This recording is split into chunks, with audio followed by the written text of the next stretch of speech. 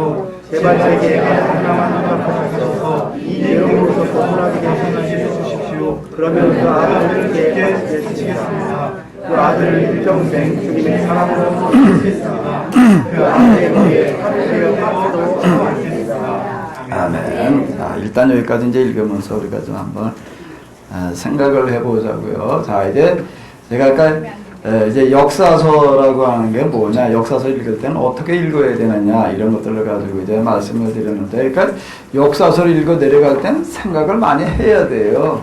아무 생각도 없이 그냥 읽어 내려가면서 그냥 이렇구나 그러게 되면은 그건 역사서를 읽는 방식이 아니고, 역사를 읽는 방식은 뭔가 읽어 내려가면서 이 역사가는 이렇게 써내려가면서 뭘 말하려고 하고 있는가, 왜 이렇게 쓰고 있는가, 이런 걸 이제 좀 생각을 하면서 이제 읽어야지 됩니다.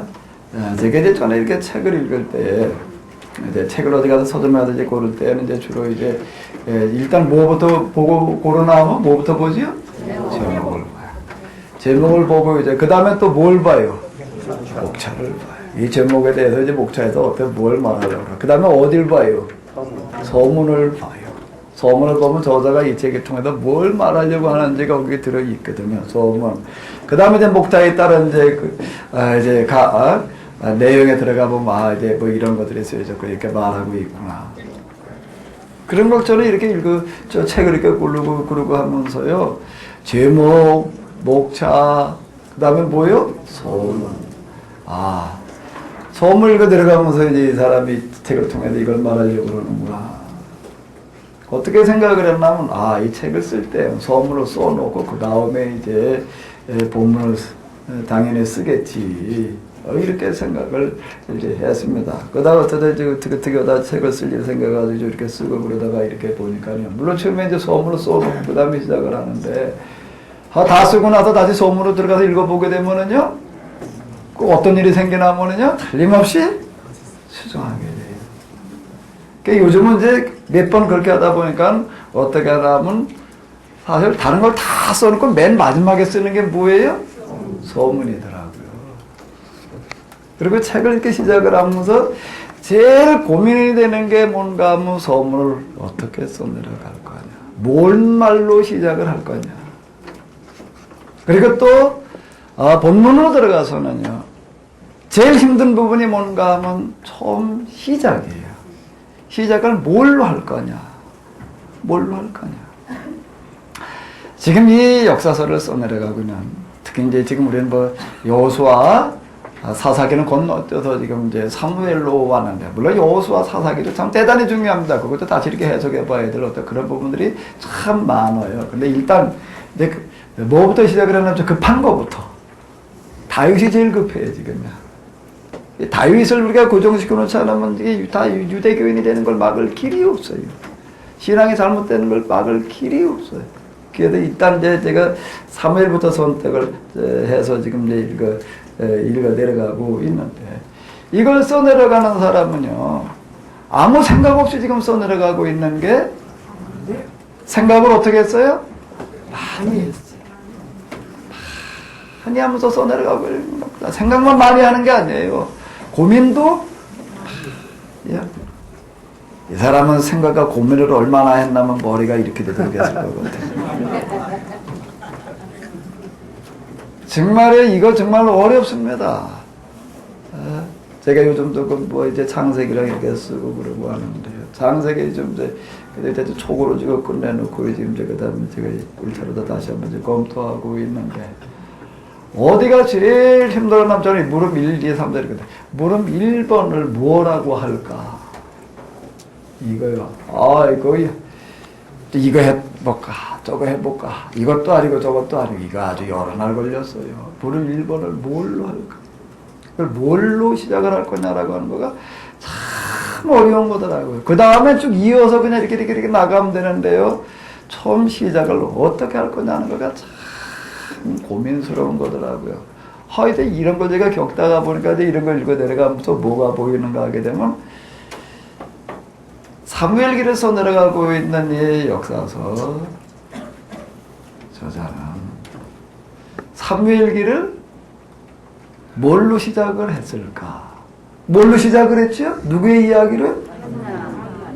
여기는 낮자 돌리면 엘가와 한나 분인나. 그 뭘로 시작을 해요? 낮자 돌림으로 시작을 하고 있는 거예요. 낮자 돌림으로 시작을 하고 있어요. 그러니까 일단 이거 뭐에 관심을 가져봐야 될까요? 뭐에 관심을 가져봐야 되겠어요? 왜 이렇게 낮자 돌림으로 시작을 하고 있나? 그냥 뭐 아무 생각 없이 읽지 말고 생각한 만큼 얻어지는 게 있습니다. 생각하는 만큼 와닿는 게 있는 거죠. 왜 이렇게 시작을 하고 있을까? 나를 말하려고요. 그래서 낮자 돌림. 자, 이제부터는 어떻게 하시는가 하면 사무엘기를 읽어 내려가시면서 여러분들이 어떤 입장에 서시는가 하면 단순하게 읽는 사람이 아닌 어떤 사람의 입장에 한번 돼보는 거예요? 쓴 사람의 입장에 한번 돼봐요. 쓴 사람의 입장에서 한번 생각을 해보는 거예요. 쓴 사람의 입장에서 한번 생각을 해봐요. 500년 뒤에 만국사로서 내려가는 거예요. 만국사로서 내려가면서 이 사람은 무슨 생각을 하고 있을까? 아까도 제가 얘기했죠. 역사서는 뭘로 써 내려간 거라고요? 눈물로 써 내려가는 거예요. 정말 이건 눈물 속에서 기도하면서 써 내려가고 있는 겁니다. 특히 사무엘에게는 강한 염원을 담고 있어요. 우리에게 이제 이런 나라를 주시옵소서. 이런 나라를 주시옵소서라는 참 나라가 망하고 난 다음에 외국에 나갔다 온 사람들 얘기를 하더라고요. 외국에 나가 있으면 다 뭐 애국자가 된다나? 애국자가 된다나? 그 우리나라가 있으면서 외국에 좀 나가 살면서도 그런데 우리나라에서 본이라는 걸 만들어가지고 처음에 미국에 갔다가 팔을 때 주로 누가 샀을까요? 미국 사람들이 샀을까요? 주로 누가 샀을까요? 미국에다 우리가 태어나도 폰이라는 단어다 처음 만들어서 팔 때 주로 누가 샀을 것 같아요? 우리 교포들이 샀지요. 왜요? 미국 차보다 성능이 좋아서요? 정말 이 나라에서 우리나라에서 자동차라는 걸 만들어가지고 내다 파는 거예요. 정말 시원찮아도 샀다고요. 뭐 우리나라도 만들어내다 파는 거. 그래도 이거 타자. 그리고 네.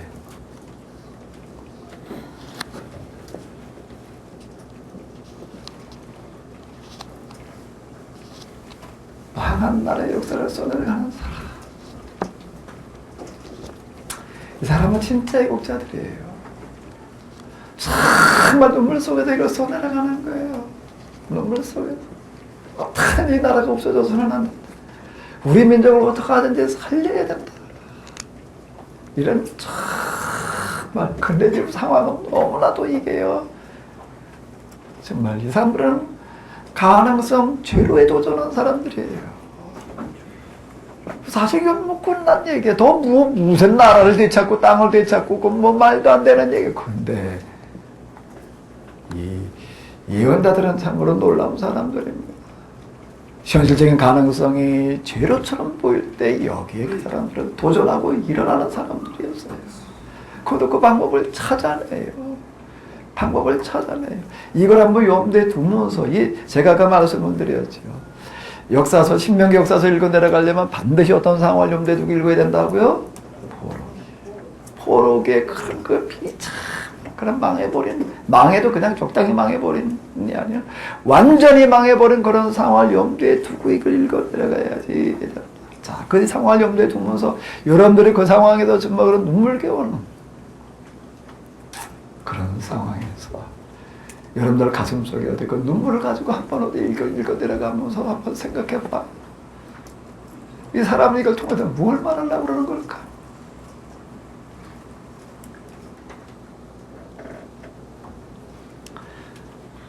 제가 성경을 읽어 내려갈 때는 하나님의 입장, 하나님의 심정, 영성을 읽어 내려가야 된다 이렇게 얘기를 하게 되는데 그 입장이 되는 겁니다. 그 입장.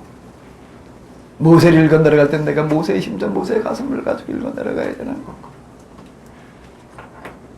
일단 지금 사무엘기를 읽어 내려갈 때는 뭐 이건 뭐 그냥 사무엘이 썼나 보다 그냥 그러고 그냥 넘어가 버리게 되면은 성경은 특히 물론 다른 책은 그런데 읽어 내려가서 어쩌고 저쩌고 뭐가 어떻게 들릴지 모르다 성경은 거기서 좀 더 나가야 되는 게 뭐 가슴까지 다가가 봐야 되는데 이제 사무엘서 기자의 입장이 한번 돼보자고요.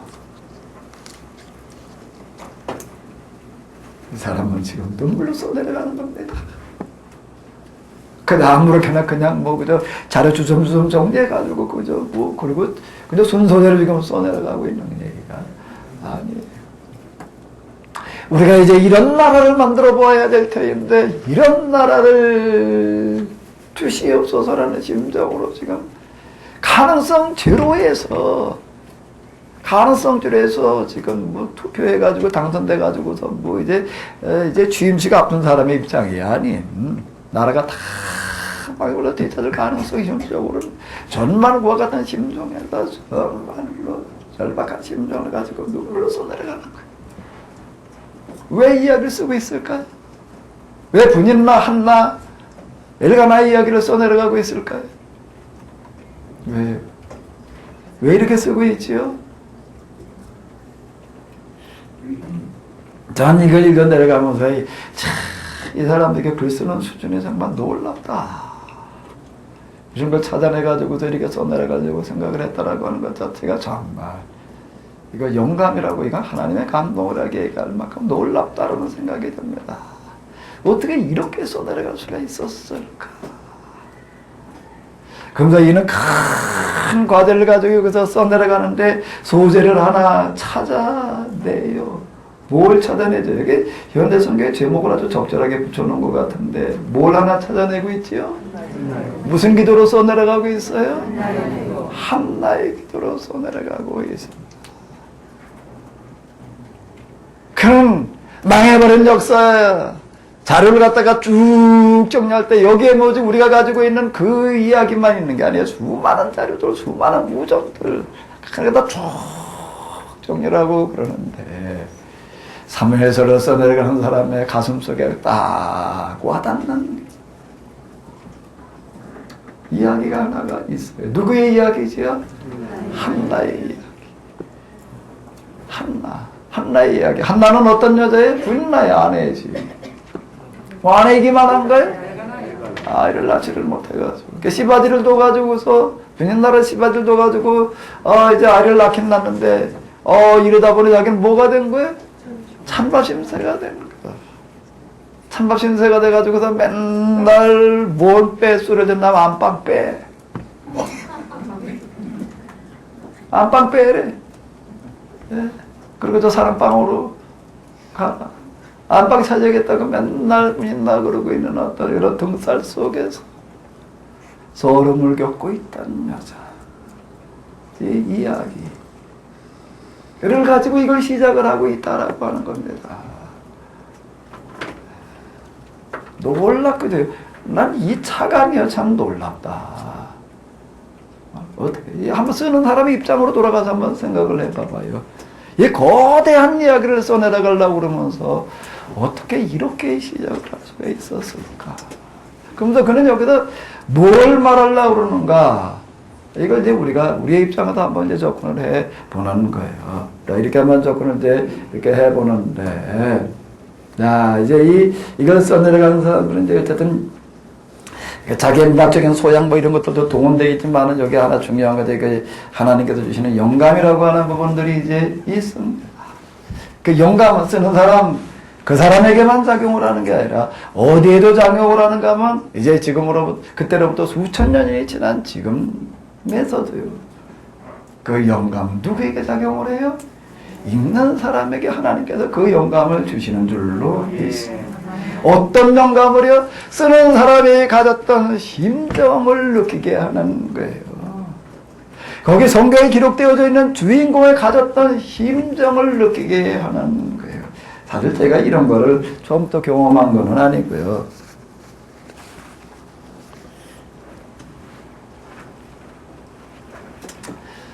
이제 제 책을 아마 읽어보신 분들은 3부에서 제가 영성을 얘기하고 있는데 그 영성에서 3부에서 얘기하는 그 영성의 과정을 경험하고 난 다음에 이제 저에게 일어나는 여러 가지 그 현상들이 있는데 그 중에 하나가 뭐였는가 하게 되면은 성경을 읽어 내려갈 때 가슴으로 읽는 게 가능해지더라고요. 그 이전에 그게 사실 안 됐어요.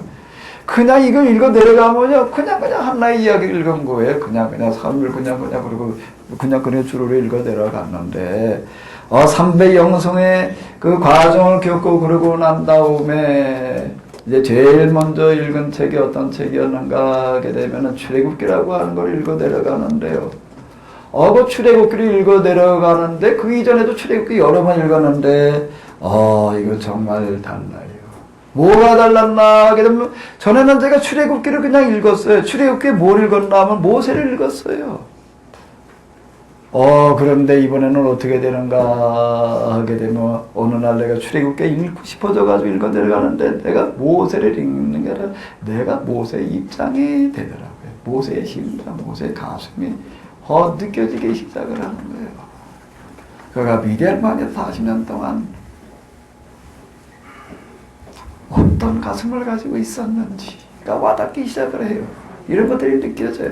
하도 이런 것들이 생생하게 느껴져가지고 제가 이제 뭔 생각이 들었나 하면 이걸 어떻게 이렇게 실감나게 이렇게 와닿을 수가 있냐. 이게 너무나도 이제 저한테는 좀 그 특징으로 와닿아가지고 그 출애굽기 대상으로 만들어 놓은 영어가 있어요. 뭐지요?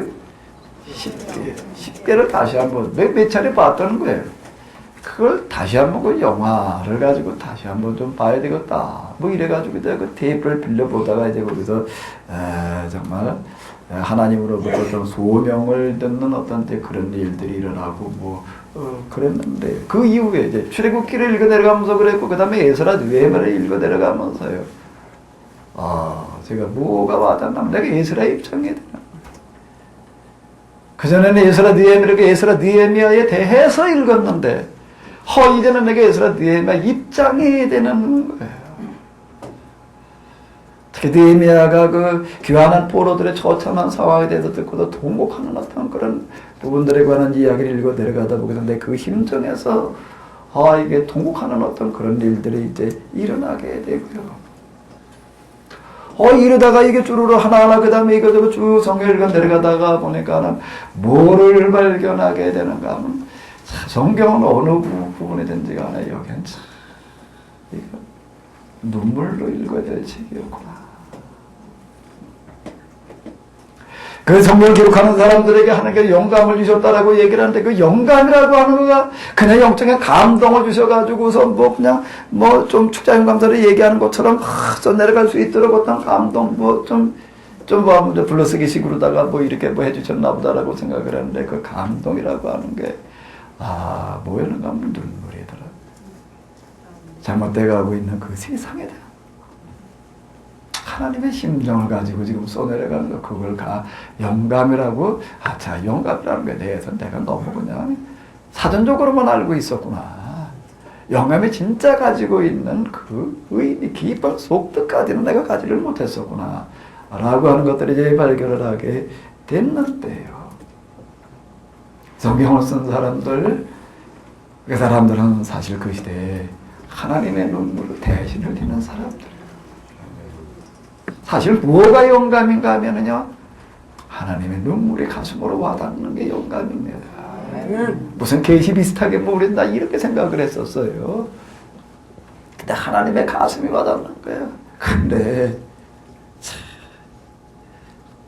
집 나간 자식, 어떻게 집 나간 자식이요? 다 망가져가지고 집 나가가지고 세상에 가서 지금 다 망가져가고 죽어가고 있는 자식을 둔 부모라고 한다면 그 가슴이 어떨까요? 그 가슴이 어떨까요? 타들어가고 있지요. 그 가슴은 어떤 가슴이겠어요? 피가 눈물이지요.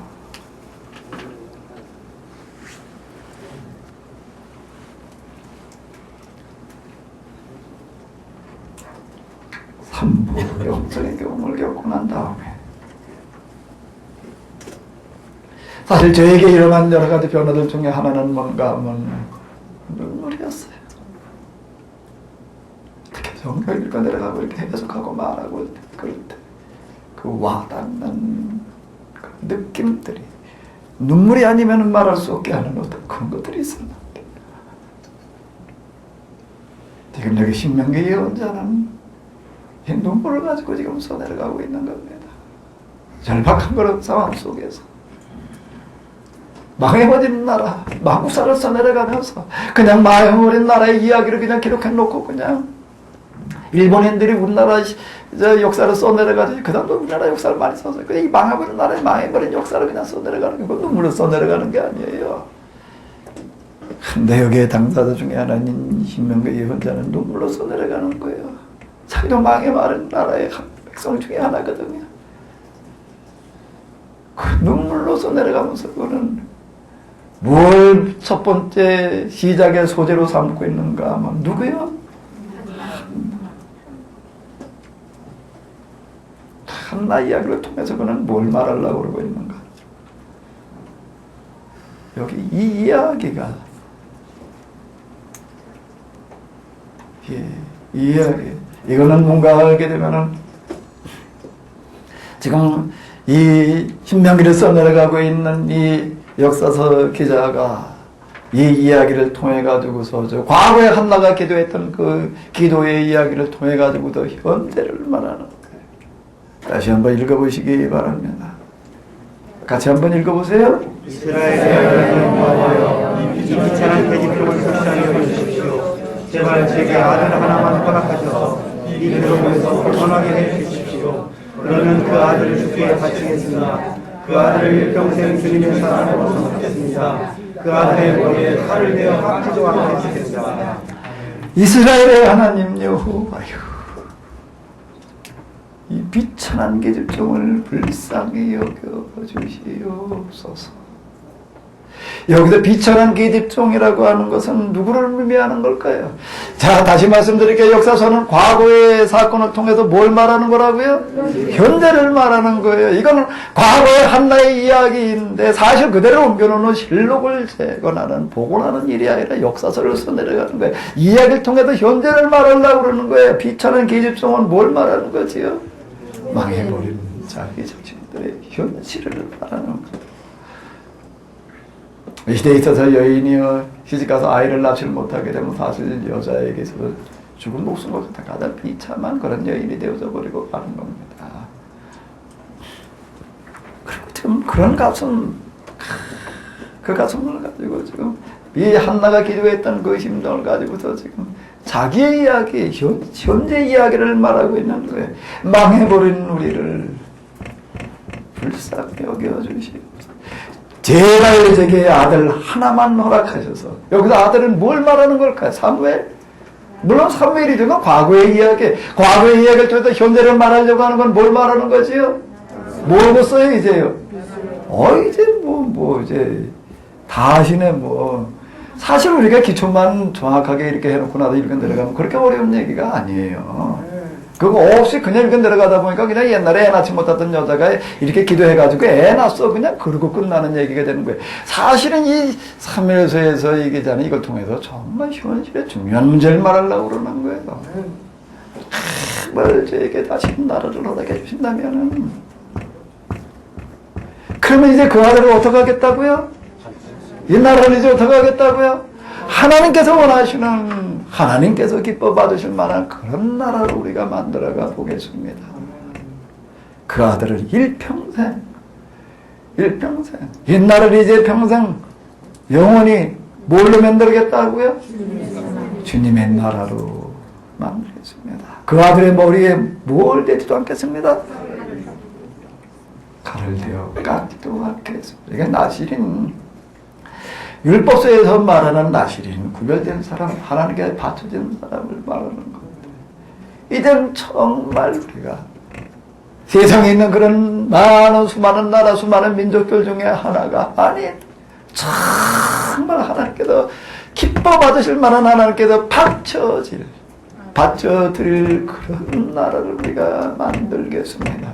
이제 그 기회를 주시옵소서. 이거 제가 지금 뭐 소설 써내려가는 걸까요? 한번 그 입장으로 돌아가서 한번 얘기를 해보십시오. 그렇게 해석해도 되냐? 그게 뭐 진짜냐 사실이냐? 어디 이런 의문이 드신다면 한번 어디 그 입장으로 돌아가 봐요. 망해버린 나라를 되찾을 수 없는 그런 환경에 처한 그런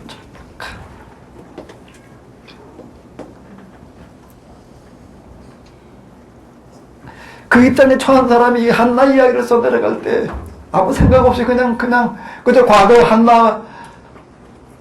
이야기로 말하는 걸로 끝나는 걸까요? 역사서는 그런 게 아니에요. 역사서의 의도 자체가 과거의 이야기를 통해서 뭘 말하려고 그러는 거라고요? 현재를 말하려고 그러는 거예요. 곰곰이 기도하시면서 한번 하나님의 심정을 구하면서 읽어보십시오. 뭘 기도하면서요? 사무엘서 읽어내려가면서 사무엘서를 써내려간 그 누군가, 그 신명기 예언자 가운데 누군가 자기 이름조차도 남겨놓지 않고 정말 무명으로 정말 이 사람들은 정말 비호전 사람들이었어요. 자기 이름조차 남겨놓지 않고 누군지도 모르는 거예요. 무대에. 그래서 신명기를 가지고 와서 활동했던 사람들이라고만 알려진 이 사람들이 이걸 써내려갈 때 어떤 심정으로 썼는지 하나님 나로 하여금 그들의 가슴을 좀 느낄 수 있게 하여 주시옵소서라고 기도하면서 한번 읽어내려가 봐요. 그러면 아마 곳곳에서 뭐를 느끼게 되는가 하면 그들의 눈물의 흔적을 느끼게 될 거예요. 얼마나 그들은 막 통곡하면서 써내려갔는지. 흰 나라가 한일 합방됐을 때 온 사람들 많아요. 나라가 망했는데 만국의 한을 안고 통곡을 하면서 지금 이걸 써내려가고 있다.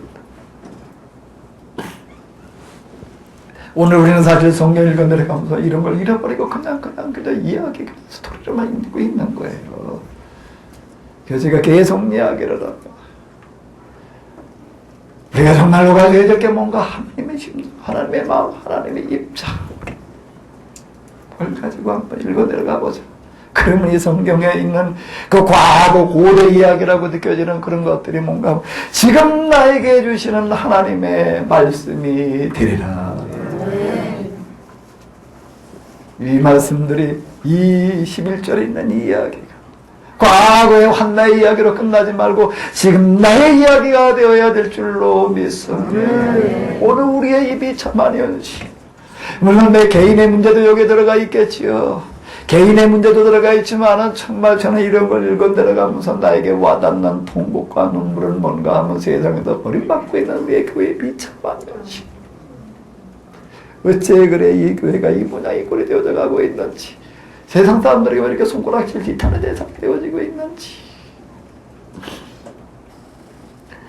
재혼 사이트에 가가지고 저 무슨 뭐 어디에 가가지고서 그런 중개소에 가가지고서 뭘 신청해가지고 만나고 있는 사람 얘기를 들어보니까 참 기막힌 얘기를 하는데 뭐라고 얘기를 하냐면 거기를 그래 보니까 그래도 상처를 하고 그래가지고 재혼을 하고 그런 사람들 이렇게 몇 사람들 만나고 그러는데 뭐가 많은가 하게 되면 거기에 여러 가지 나 이런 여자를 만나고 싶다라고 얘기를 하는데 이런 여자 사절 그랬는데 그 사절의 대상에 뭐가 그렇게 많은가 하면 기독교인 사절. 교회 다니는 여자는 싫다. 이런 사람 주르르르 만나봤는데 교회 다닌다고 그러는 남자보다는 교회 안 다니고 있는 남자들이 훨씬 더 여러 가지 면에서 인격적이고 낫더라. 직접 들은 얘기예요. 얼마 전에 들은 얘기예요. 나는 이런 이야기를 들을 때 가슴이 찢어져요. 도대체 오늘 우리가 뭘 어떻게 해가지고서 그래 이런 지경에 왔는가.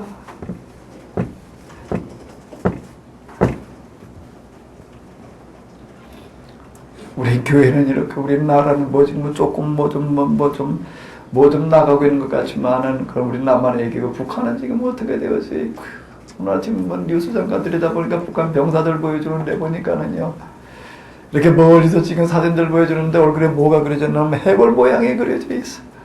어느 누구 그냥 병든 병사의 얼굴이 아니라 대부분의 얼굴에 보니까 해골 모양이 그려져 있어.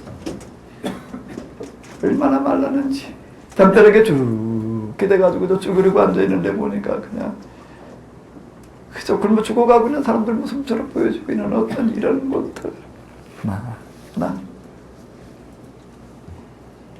우리의 처한 여러 가지 어떤 이런 현실들을 바라다보면서 오늘 우리가 역사서를 읽어 내려갈 때는 이제 이 역사서를 쓰는 사람은 과거의 사건을 통해서 현재 그 쓰고 있던 당시 그 시대를 말하려고 했다라고 한다면 우리는 역사서를 읽어 내려가면서 과거의 이야기, 과거의 상황으로 끝나지 않을 게 아니라 오늘 우리의 이야기를 읽어 내려가야 되는 거예요. 오늘 우리를 말해야 된다는 겁니다. 그래 여기 우리 역사서 읽어야 될 이야기, 이유가 있는 거예요. 이게 성경에 들어와 있는 이유가 있어요. 한나의 이야기가 어떻게 되면 오늘 나의 이야기가 되어야 된다는 겁니다. 그럼 이렇게 되면 뭐 이렇게 한나의 이야기를 왜 이렇게 시작하고 있는데 그렇게 어려운 이야기가 아니에요.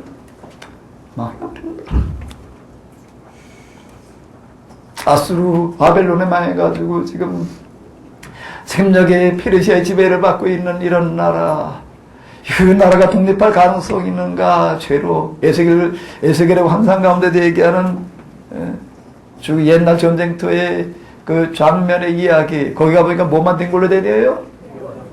해골들이 어떻게 돼 있어요? 지금 제멋대로 굴러다니고 있는 거예요.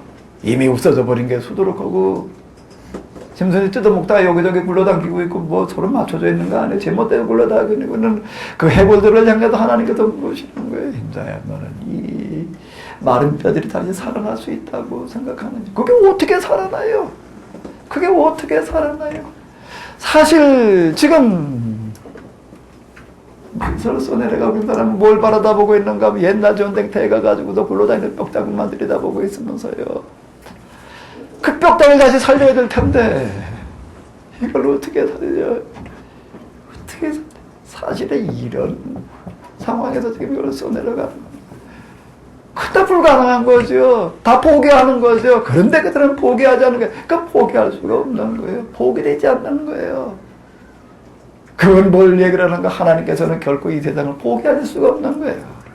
포기되지 않는 게 하나님의 심정과 같이 연결되어져 있다는 거예요. 이게 영감이에요. 이게 감동이고 성령의 감동은 이걸 얘기를 하는 건데 이제 이걸 어떻게 살려야 될 것인가?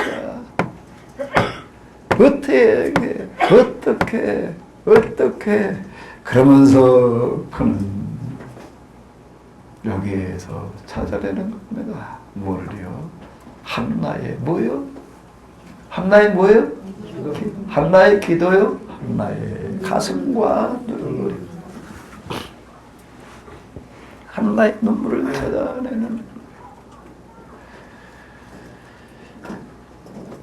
이 애들 무슨 동화의 이야기 가운데 보게 되면 죽은 공주 살리는데 뭘로 살려요? 눈물이 떨어지니까 살아나는 그런 이야기. 이 작가들은요, 참으로 무슨 그냥 허구의 이야기 같은 것을 말하고 있지만은요, 정말 놀라운 걸 얘기를 하고 있는 겁니다. 정말 죽은 사람, 죽은 생명 살리는 게 뭐라는 거예요? 눈물이 살리는 거예요. 눈물이 살리는 거예요. 눈물이. 한나는 슬프고 괴로운 심정에서 울면서 기도하였다.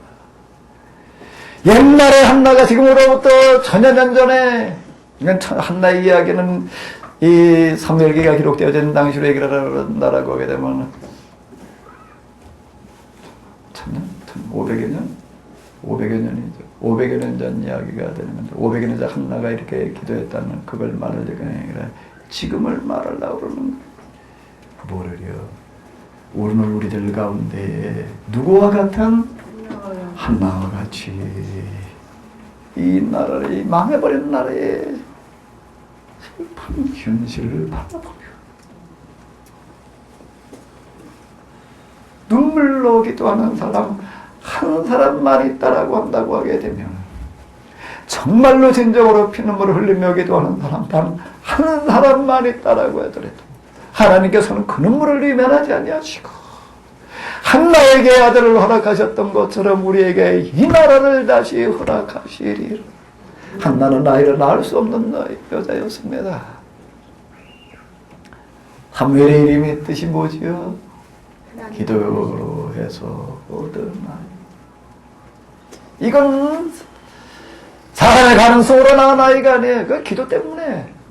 기도로 얻은 나이, 기도에서 낳은 아이. 사무엘.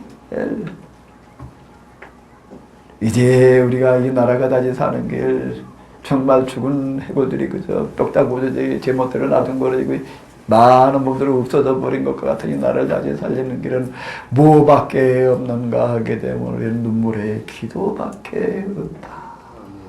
그러니 이 우리에게 이런 거창한 나라, 다윗이 세웠던 그런 큰 나라와 같은 그런 나라를 만들어 보아야 될 텐데, 그런데 그 나라의 그 역사를 써내려가면서 그는 무슨 영웅의 이야기로 시작하지 않습니다.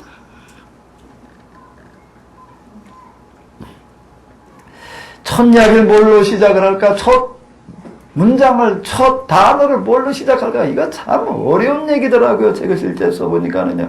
그는 이렇게 시작을 하고 있습니다. 한번 여기 읽어보도록 하겠습니다. 첫 문장을요.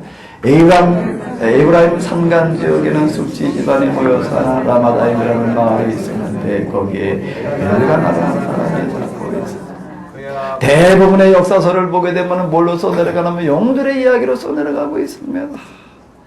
그런데요, 저는 이걸 읽어 내려가면서 놀라는 건 뭔가 하게 되면 이 예언자, 신명기 예언자는 뭘로 써내려가고 있는가 하면 이름 없는 무명의 사람의 이야기로. 유명한 지역, 여기 유명한 지역들 많이 있었어요. 여러 지방 성소들이 많이 있고, 그런데 그게 아니라 에브라임 산간 지역에 있는 숲시 집안에 모여 사는 어디요? 라마다임이라는, 이건 뭐 이름도 없는 정말 알려지지 않은 조그만 그런 시골 마을 이야기. 거기에 어떤 사람이요? 엘가나. 누군지도 모르는 사람이에요. 이 사람의 이야기로 시작을 하고 있다라고 하는 겁니다. 그리고 그와 결혼해가지고 살아가고 있던 한나라는 아이 만나는 녀석. 그러면서 신실하게 하나님 앞에 해마다 한 번씩 온 가족을 데리고 성소로 올라가서 이스라엘 하나님 여호와께 제물을 바치며 예배드리고 있던 이와 같은 사람의 이야기로 시작을 하면서 이제 이 나라가 다시 살 길은 무슨 영호골의 누구 후손들 가운데서 무슨 여기 와있는 사람들 가운데서 무슨 고위직에 있는 누구를 통해서 그런 어떤 것들에다가 그는 초점을 맞추지 아니하고 여기 이름 없는 한 사람의 신실한 예배와 신실한 기도 그리고 그의 눈물이 나를 살리게 하리라. 이 망해버린 나라의 망국의 백성들이여,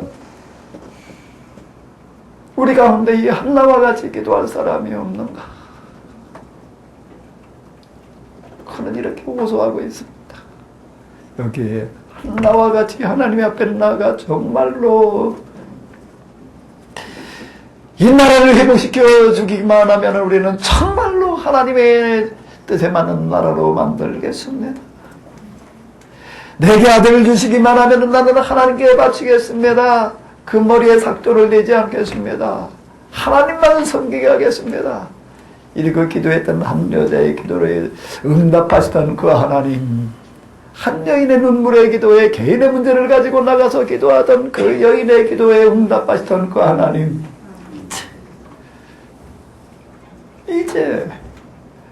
이제 이 만국의 나라에 만국의 하늘을 가지고 나가서 기도하게 됩니다.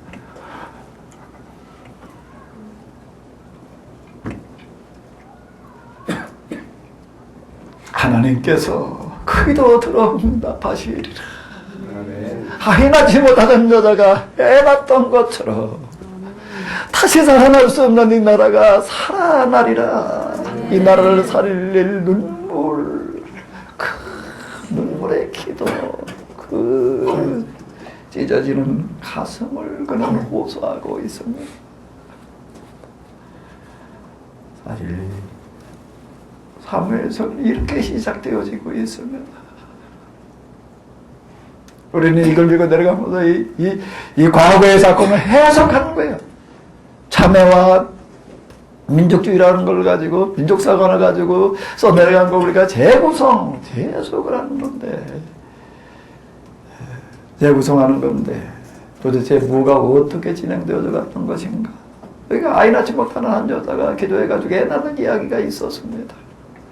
근데 그걸 가지고 지금 이 500년이 지나고 난 다음에 이 이야기를 써내려가는 사람은 현재를 말하고 있는 겁니다. 그리고 지금 여기 그 사람들에게 호소하고 있는 거야. 우리가 좀 이 나라를 위하여 한나와 같이 기도하자. 하나님 앞에 좀 눈물을 뿌리자. 우리의 눈물이 이 나라를 살리게 하리라.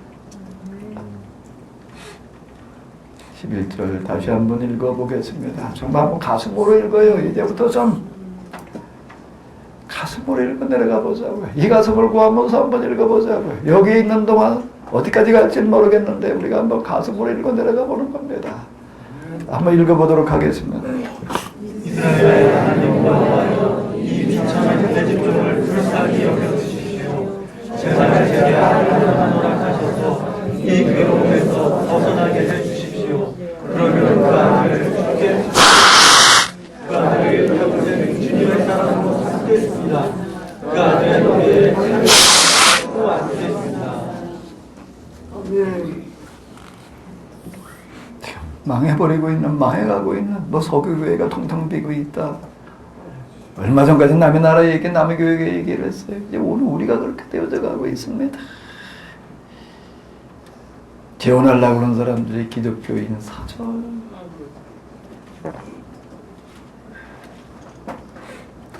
이런 현실 앞에서 우리는 어떻게 해야 될까? 이 망해가는 교회를 어떻게 다시 살릴 것인가? 지구촌에 유일하게 남아있는 분단국가.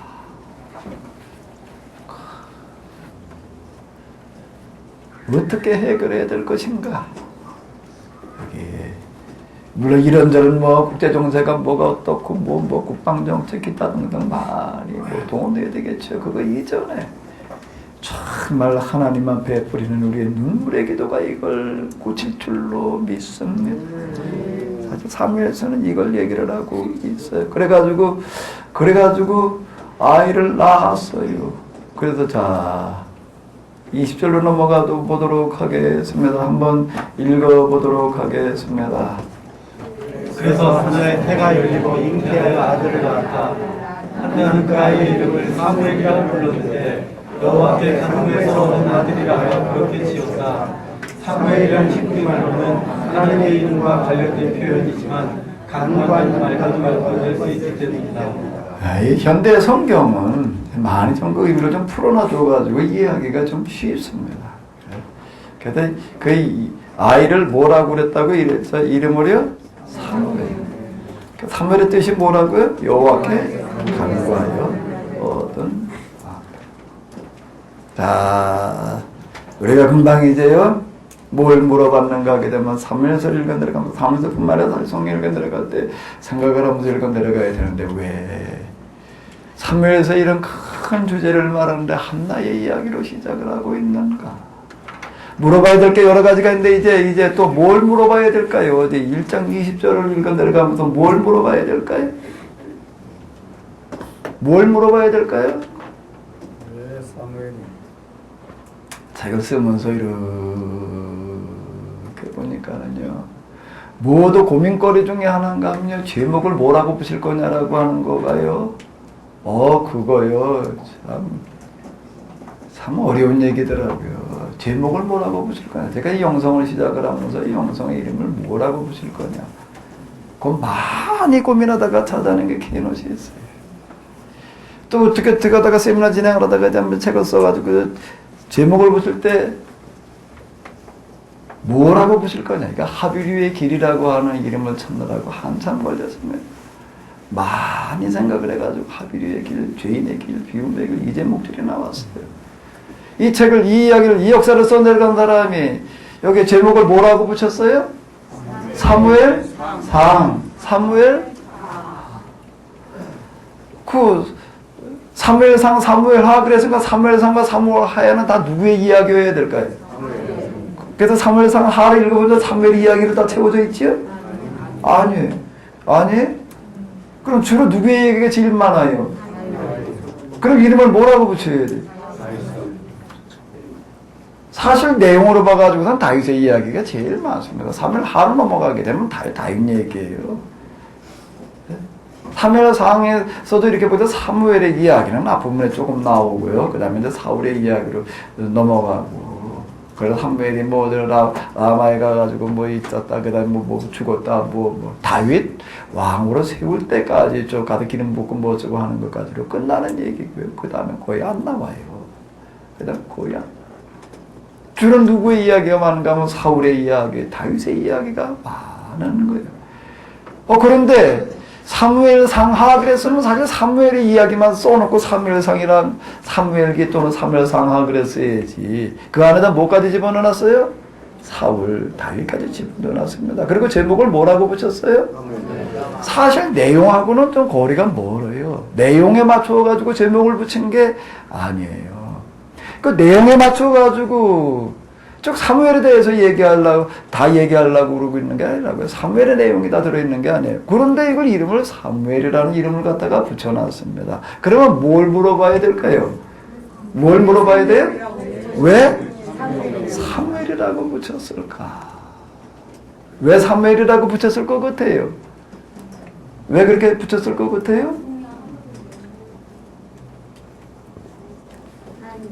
이 망해버린 나라 망국사를 써내려가면서 망국 백성의 한을 가지고 그 눈물과 통곡을 가지고 써내려가는 사람은 이 나라가 다시 찾아지려면 누가 있어야 된다?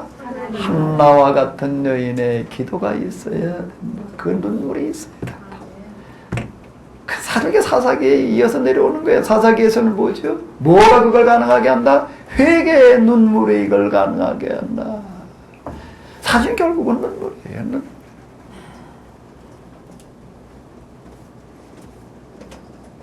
성경은 사실 눈물의 이야기입니다. 무슨 눈물이요? 하나님의 눈물이요. 하나님의 눈물. 이 망해가고 있는 세상. 이 세상을 향한 하나님의 눈물이요. 자, 이 나라, 이 정말 하나님께 바쳐질 그런 나실인과 같은 나실 국가를 만들어 놔봐야 될 터인데 그게 가능해지려면 어찌해야 되는가? 어찌해야 되지요? 이 나라에 한나와 같은 눈물, 그 눈물로 말미암아 나아지는 누가 있어야 된다는 거예요? 사무엘과 같은 신앙의 지도자가 우리 가운데 있어야 된다. 아멘. 개혁의 사무엘의 이야기를 길게 이렇게 써내려가는 건 뭐가 한나의 눈물, 우리에게 눈물의 기도가 있게 하여 주시옵소서. 그리고 또 그 다음에는 뭔 얘기인가? 우리가 정말 다윗이 만들어놨던 것 같은 그런 나라를 만들어 봐야 될 텐데 그 나라가 만들어지려면 어떻게 되는가 하면 누가 있어야 된다는 거예요? 누가 있어야 된다는 거예요? 사무엘과 같은 지도자가 있어야 가능하오니 사실 나라가 하나 제대로 돼가는데 지도자 없이 어떻게 돼가요? 공동체가 제대로 돼가려고 할 때는 거기에 반드시 지도자가 있어야 됩니다. 지도자 없으면 그냥 부품이 그냥 부품일 뿐이에요. 그 부품들이 모아져가지고 한 기능의 역할을 하려고 한다면은 구심점 역할을 하고 해나가는 지도자가 있어야 되는데, 참 여기서 이 다윗, 사실은 여기서 정말 말하려고, 사무엘에게도 말하려고 하는 거 우리가 다윗이 세웠던 그런 나라와 같은 그런 큰 나라. 그 이스라엘의, 그 이후에 지금까지 이어져 내려오는 이스라엘의 염원이 뭔가 하면 다윗 왕국의 재건이에요. 그러니까 지금 이스라엘의 국가가 뭘로 만들어져 있죠?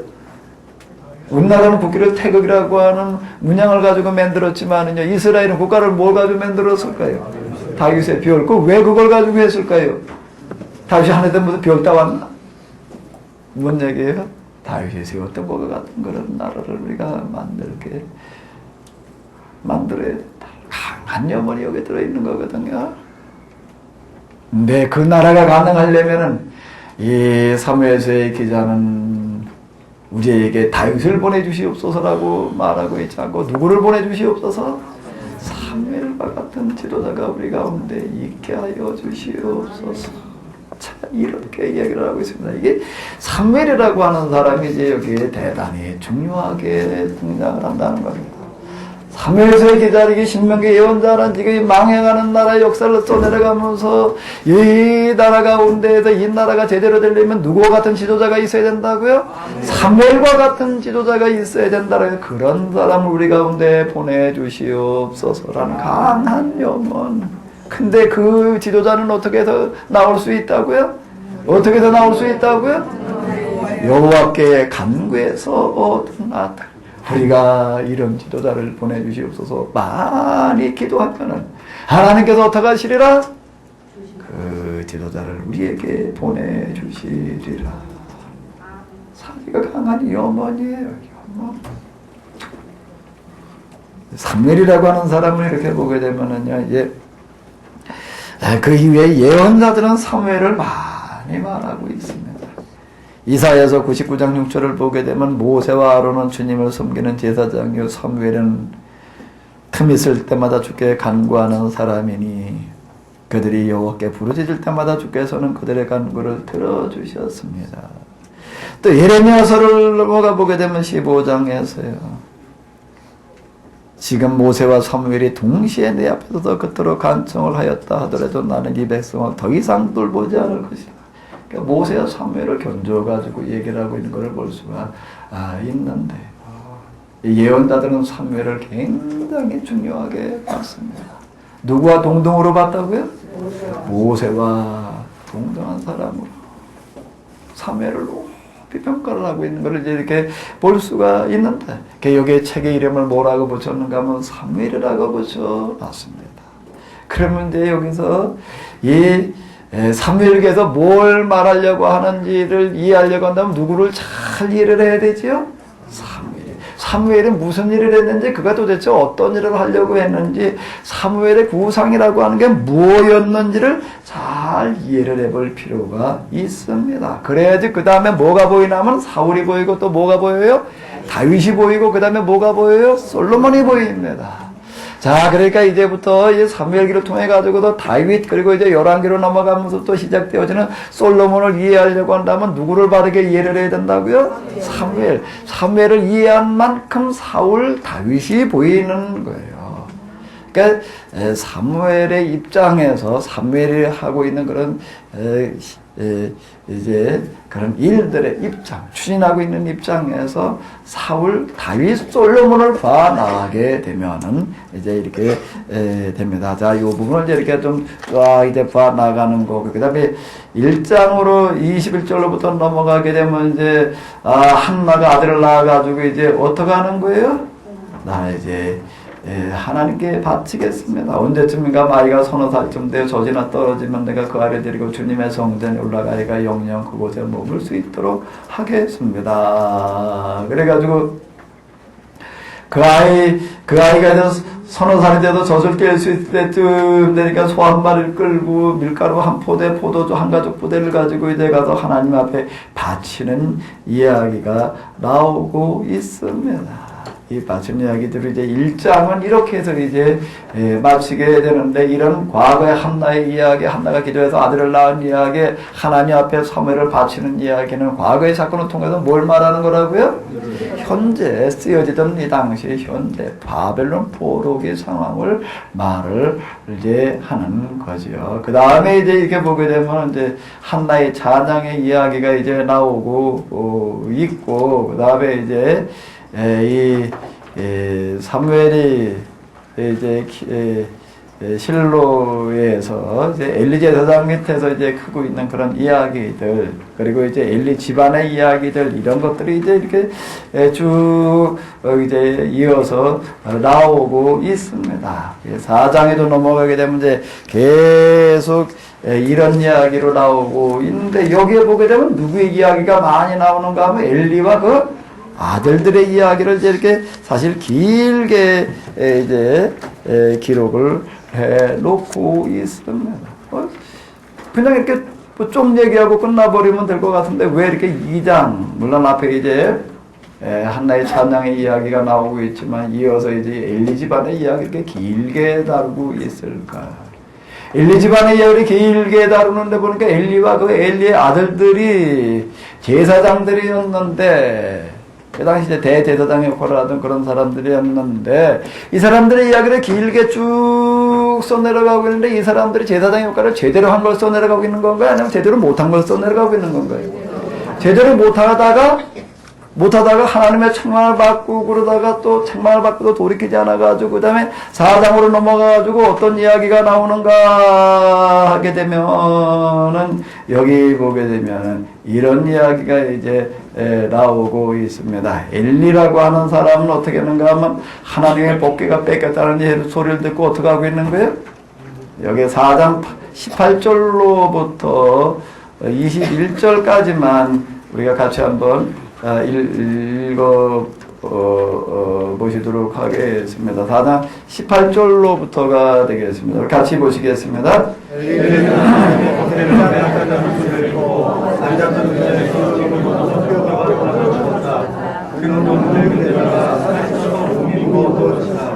그는 다시 민족을 이끌어오다가 이렇게 끝을 맺었다. 엘리의 며느리 가운데 기가스는 햇살이 가까운 반삭의 몸이었다. 그런데 그녀는 하나님의 법궤가 그의 뱃속 속에 들어간 뿐만 아니라 시아버지와 남편이 모두 죽었다는 소식을 듣자 갑자기 진통을 일으키며 쓰러져 아이를 낳았다. 갑작스러운 진통 끝에 아이를 낳은 비나스의 아내는 사격을 했다. 그녀의 곁에서 시중 주던 여인들이 아들을 낳았으니 이제 걱정하지 말아요 하고 위로해 주었으나 비나스의 아내는 아무런 대꾸도 하지 않았다. 그녀는 죽어가면서도 빼앗긴 법궤와 죽은 시아버지와 남편을 생각하면서 이제는 이스라엘에서 하나님의 영광이 떠났다. 하나님의 법궤를 빼앗겼으니 남을 것이 무엇이냐 하고 중얼거렸다. 그런 사람들은 그 갓난아이의 이름을 네가 보시라고 지었는데 이는 영광이 이스라엘에서 떠났다는 뜻이다. 이것도 아무 생각 없이 그냥 써내려가고 있는 거예요. 과거를 통해서 현재를 말하려고 하는 거예요. 현재를 말하려고 그러는 건데, 자, 엘리 집안의 이야기를 보게 되면 제사장의 집안이었는데 하나님을 제대로 섬기지 못하다가 비참하게 망해버리는 그런 이야기가 이제 여기 기록이 되어져 있습니다. 하루에 그냥 남편은 전쟁에 나가서 죽고 시아버지는 의자에 앉아 있다가 이제 복귀를 뺏겼다는 얘기를 듣고 뒤로 넘어져가지고도 목이 부러져가지고 죽고 며느리는 애 낳다가 죽고 그래서 애 이름을 뭐라고 줬어요?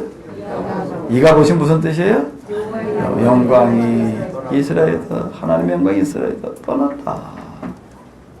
자, 이 엘리 집안의 이런 비참하게 망해가는 그런 이야기를 통해 가지고서 뭔가 하면 우리가 그동안 제사장들도 그렇고 우리도 그렇고 특별히 제사장들 하나님의 말씀을 가지고 똑바로 가르쳐야 될 제사장들이 어떻게 했다는 얘기예요? 이와 같이 말도 안 되는 그런 짓거리들을 했습니다. 재물을 가지고 오게 된 것 중에도 진짜 하나님께 바쳐지기 전에 저가 좋아하는 것을 먼저 건져다가 먹고 성전에서 섬기는 여자들 갖다가 그냥 희롱하는 어떤 그런 일들의 이야기를 왜 여기다 써내려가고 있는가? 그 뭐하러 그걸 써내려가고 있어요? 거기 써야 될 게 이거밖에 없었나? 거기 있는 이야기들이 이런 거밖에 없나? 수많은 자료들 가운데에서 이걸 써내려가고 있는 건 뭔가 하게 되면 그동안 우리의 신앙의 지도자들이 하고 있던 행태들이 이와 같았습니다.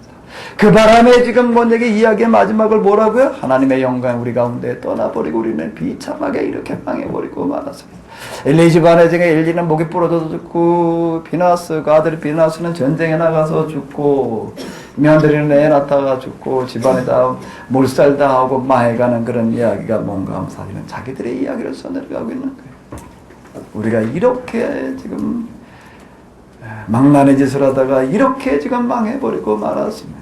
전쟁의 이야기 가운데에서 이제 블레셋과 전쟁에서 패하니까 우리가 이제 법궤를 가지고 나가면 하나님과 우리와 함께하셔도 우리가 이기리라 그래서 법궤를 가지고 나갔다가 어떻게 하는 거지요? 법궤마저 잃어버리고 마는 거예요. 뺏기고 마는 거예요. 그 얘기는 뭐예요? 하나님을 우리가 삶 속에서 행동으로 온전하게 섬길 생각은 하지 않고 법궤만 가지고 나가면 이기리라. 하나님 이용해 먹는 걸 얘기를 합니다. 우리 하나님의 말씀대로 살지는 못하면서 하나님의 복궤나 가지고 나가면 이기려라. 하나님의 이름 그저 내 필요에 따라서 그저 부르면서 그리고 신앙생활하고 있던 그들의 자기들의 모습을 고백을 하면 우리가 이러다가 이런 식으로 망했습니다. 그 이야기. 자, 이제 몇 장으로 넘어가면 이제 5장으로 넘어가면은 이제 무슨 이야기가 나오는 거죠? 블레셋과의 전쟁에서 뭘 뺏겼어요? 법궤를 뺏겼어요. 법궤를 뺏겼는데 이스라엘 사람들은 법궤를 뺏겨버리고 나서 법궤에 대해서 이제 뭐 다시 찾아올 방법도 없고 찾아올 생각도 안 하고 그러고 있는데 법궤는 어떻게 하는 거예요? 법궤는 어떻게 해요? 혼자 일을 하고 있습니다. 전리품으로다가 가지고 이제 블레셋 사람들이 야 우리가 이스라엘 신을 이겼다. 우리의 신이 이스라엘 신을 이겼다. 그래가지고 법궤를 어디다 갖다 놨어요? 법궤는 이스라엘 여호와를 상징하는 것이기 때문에 자기들의 신 어디요? 다곤의 신전에 갖다가 이렇게 놨더니 그 다음날 일어나 보니까 어떻게 됐다고요? 다곤이 거꾸로 져가지고 엎드러져 있는데 꼭 이런 표현이 나오고 있습니다. 요거 한번 읽어봐봐요. 그 얼굴이 어떻게 됐다고요? 땅바닥에 다 있었다. 그러니까 다시 세워놨어요. 다시 세워놔가지고서 그러고 있었는데 그 다음날 가보니까는 또 어떻게 됐다고요? 또 꼬꾸라져가지고서 이번엔 또 팔다리가 부러져가지고 근데 꼭 얼굴을 땅에 대고 있었다라고 하는 이제 그런 이제 기록들이 이제 계속 반복해 나오고 있는데 근데 그걸로 끝나지 아니하고 어떻게 되는가 하면 법궤를 가져다 놓으니까는 그 법궤를 이제 여러 곳으로다가 이제 계속 이렇게 이제 옮겨갑니다. 이제 아스돗으로 옮겨가고 가드로 가져가고 에글로로 가져가고 이제 계속 이렇게 옮겨가게 되는데 가는 곳마다 이제 어떻게 되는 거지요? 어떻게 되는 거예요? 재앙이 일어나는데 신상이 보게 되면 엎드러져 가지고 얼굴을 땅에 대고 있고 또 거기 그 주민들이 어떻게 되는 거예요? 재앙을 받아 가지고서 어떻게 되나 하게 되면 이 현대어 성경이요 그 상황을 아주 잘 설명을 해주고 있습니다. 자, 그 주변 마을의 모든 주민들이 재앙을 받게 되는데 어떻게 되나 하면 여호와께서 뭐라고 그랬나 하면 여기 이런 표현이 나오고 있습니다. 요 5장 6절에 보게 되면은 자 한번 읽어보도록 하겠습니다. 여호와께서 그들의 직장에 견디기 어려운 정상이 돌아다니게 하셨기 때문이다. 또 그 일대에는 갑자기 쥐가 들끓어 많은 사람이 우선 공포에 사로잡혀 정신이 잃고 죽어가. 쥐가 들끓고 사람들에게 종양이 나는데 이건 이제 현대 성경에서는 직장의 종양, 직장암이라고 이렇게 얘기를 해주고 있습니다. 이건 이제 뭔가 하게 되면 그러면서 이게 직장암이라고 하는 걸 어떻게 알 수가 있는가 하게 되면 70인역에 따라서 이렇게 보충을 했다. 70인역에서는 그냥 종양이 돋았다, 독종이 났다라고만 이렇게 계획 성경에 나와 있는데 이제 70인역에 의하게 되면 그게 구체적으로 뭐란 얘기예요? 독종이 어디에 났다고요? 직장에 독종이 났다. 이 종으로 얘기하면 직장암이 이제 되는 거죠. 그래서 직장암에 걸린 사람들이 어떻게 죽어가는가 하게 되면 울부짖으며 죽어갔다 이렇게 얘기를 하는데 그 직장암 이쪽을 좀 아는 분 얘기를 하는 걸 보니까 직장암에 걸리게 되면은요 아주 그냥 몸을 어떻게 가눌 수가 없대. 그게 뭐 이렇게 저렇게 그냥 헤매게 되는데 어떤 자세가 제일 편한가 하게 되면 엉덩이를 하늘로 쳐들고 얼굴을 땅바닥에 대는 게 제일 편한 자세래요. 그리고 울부짖다 죽어갔다. 지금 저기 다곤신상이 엎어져서 어떻게 됐다고요? 얼굴이 땅에 닿다. 그 다곤신상도 아마 직장암에 걸린 거거든요. 이게 직장암이 제일 고통스러운 그런 이제 암 중에서도 암도 여러 가지 고통을 주는데 직장암에 걸리게 되면 이제 이런 현상이 나타난다고 이제 직장이라고 하는 게 장중에서 맨 나중에 이제 내려가는 데잖아요. 그 하면 바로 위에 그 직장 이제 이렇게 반딱에 내려가 있다면 직장 이제 거기에 암이 나게 되면은 이거 엉덩이를 어떻게 된다고요?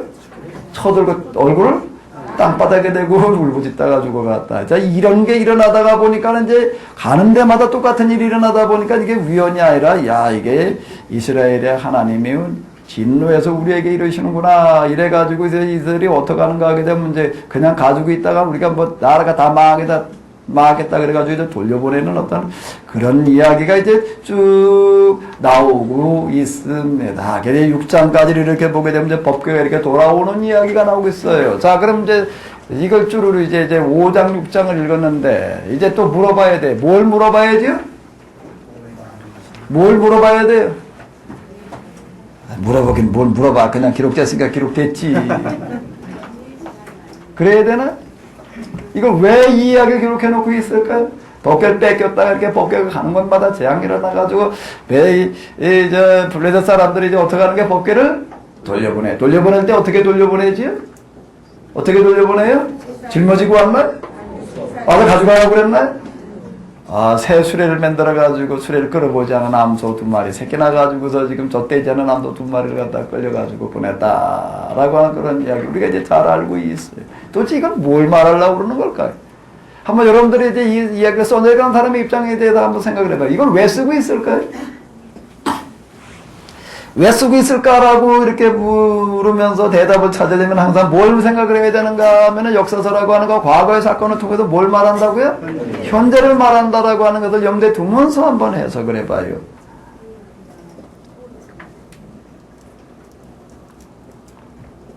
왜 이걸 쓰고 있을까요? 왜 쓰고 있는 것 같아요? 그들의 입장, 심정이 돼가지고서 고의 가슴이라고 하는 거가요, 놀라운 역할을 합니다. 하나님의 영감을 구하면서 읽는다, 읽어야 된다. 이제 우리가 그동안 그런 얘기 많이 들었잖아요. 정말 하나님의 영감이라고 하는 게 무슨 계시, 뭐 그냥 이렇게만 자꾸 생각을 했는데 그게 아니라 뭘로 와닿는다고요? 가슴으로, 심정으로, 눈물로. 자, 뭔 얘기일까요, 이게? 뭘 말하려고 그러는 걸까요? 금방 기존에 나왔던 엘리의 이야기, 엘리 집안의 이야기는 뭘 말하는 거라고요? 우리가 이렇게 살았습니다. 다시 엘리 집안 얘기를 말하려고 그러는 게 아니라 누구를 말하려고 그러는 거죠? 자기들을 말하려고 그러는 게 엘리 집안만 그런 게 아니에요. 엘리 집안만 그렇게 망한 게 아니라 우리가 이렇게 망나지. 거기 예언자가 나타나가지고 꾸짖는 이야기가 나오고 있습니다. 크게 꾸짖고 엘리가 또 자취를 갔다는 거 꾸짖어도 안 들어요. 안 듣는 얘기가 그게 엘리가 안 들었다, 엘리의 집안이 안 들었다는 얘기인가요? 엘리 아들들이 안 들었다는 얘기인가요? 우리들 가운데 하나님께서 이렇게 예언자를 보내서 우리를 꾸짖어 주셨지만 우리는 듣지 않고 그저 더 처음에는 그냥 죄물을 그저 갖다가 그냥 더럽은 일을 했는데 이제는 성전에서 섬기는 여인들을 농락하는 데까지 갔습니다. 사실 자기 고백인 거예요, 이게. 하나님의 책망을 듣고 고치기는커녕 더 잘못된 길로 가고 있던 자기들의 모습을 고백하는 거였다라고 한다면은 이제 다시 이쪽으로 와가지고 한번 이제 생각을 해보십시오. 그러면 왜 지금 법궤를 뺏겼다가 지금 돌아오는 이야기를 기록을 하고 있을까? 이 얘기는 뭘 말하는 걸까요? 뭘 말하는 걸까요?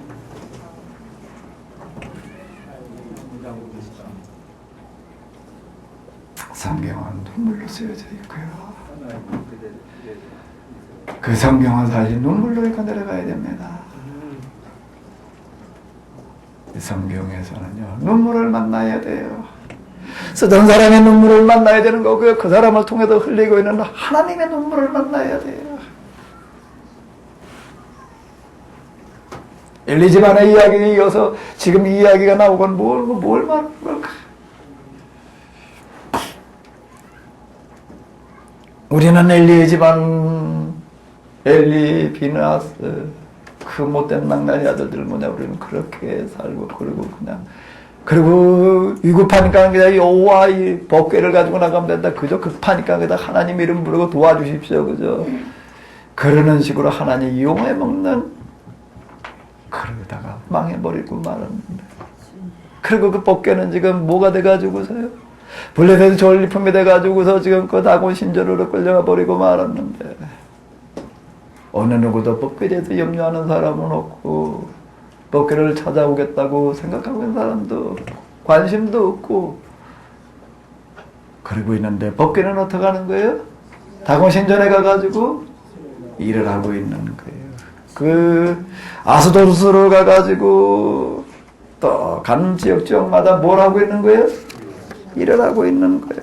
그냥 있는 게 아니라 일을 하고 있는 거예요. 자, 뭘 말하는 걸까요? 아스도세 가가지고서도 일을 하고 있고, 가데에 가서도 일을 하고 있고, 에글론으로 가서도 일을 하고 있고요.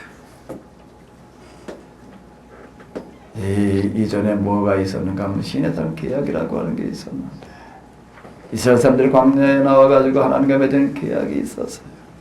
그 계약은 뭔가 너희가 이 말씀대로 살아라. 그럼 나는 너희 하나님이 되고 너희는 내 백성이 되고 내가 너희로 하여금 이러이러한 일들을 하게 하리라.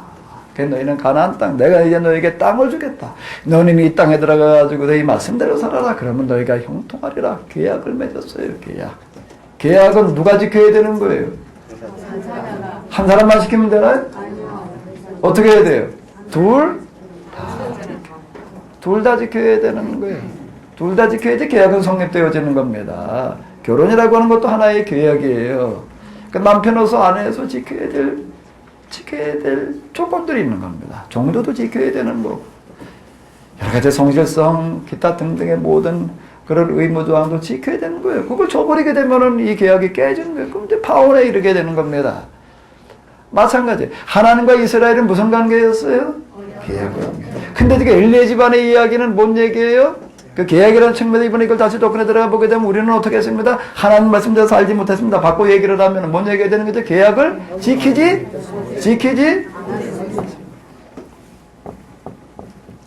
못하기도 했고 지키지 않기도 했고 우리는 그냥 계약을 그냥 무시해버리고 그냥 그러고 엘리야 시절 뭐냐 그냥 사실 그러고 살았습니다. 그저 급하면 하나님한테 유행 먹으려고 했고 근데 지금 여기 넘어와가지고 지금 5장 6장으로 넘어가게 되면 무슨 얘기요? 법궤를 뺏겼다가 돌아오는 얘기가 누가 와도 찾아왔나요? 누가 찾아왔어요? 아니죠. 블레셋 사람들이 가는 곳곳마다 재앙 그러니까 돌려보내는 거예요. 뭐에 태워가지고서요? 달구지. 뭐가 끄는? 소가 끄는 소달구지 타고 돌아오시는 하나님. 그러니까 벽을 뺏기는 건 뭐니까 계약의 파기를 말하는 거예요. 이스라엘이 결국 계약을 지키지 않아서 파혼에 이르는 거 계약 파기를 말하는 건데 그런데 그 계약의 파기가 어떻게 돼야 되는가? 계약의 파기가 끝난 거예요. 그 우리에게 나라를 되찾아주십시오. 우리에게 땅을 주십시오. 나라로 돌아가게 하여 주시옵소서. 그 계약을 회복시켜달라는 염원이에요. 그 계약이 어떻게 회복되어져야 되는가? 어떻게 회복되어질 수 있는가? 이 계약관계라고 하는 이런 측면에서 놓고 볼 때 이스라엘 사람들의 역사, 이스라엘의 역사라고 하는 건 계약을 맺었지만 계약대로 살지 못하는 이야기예요.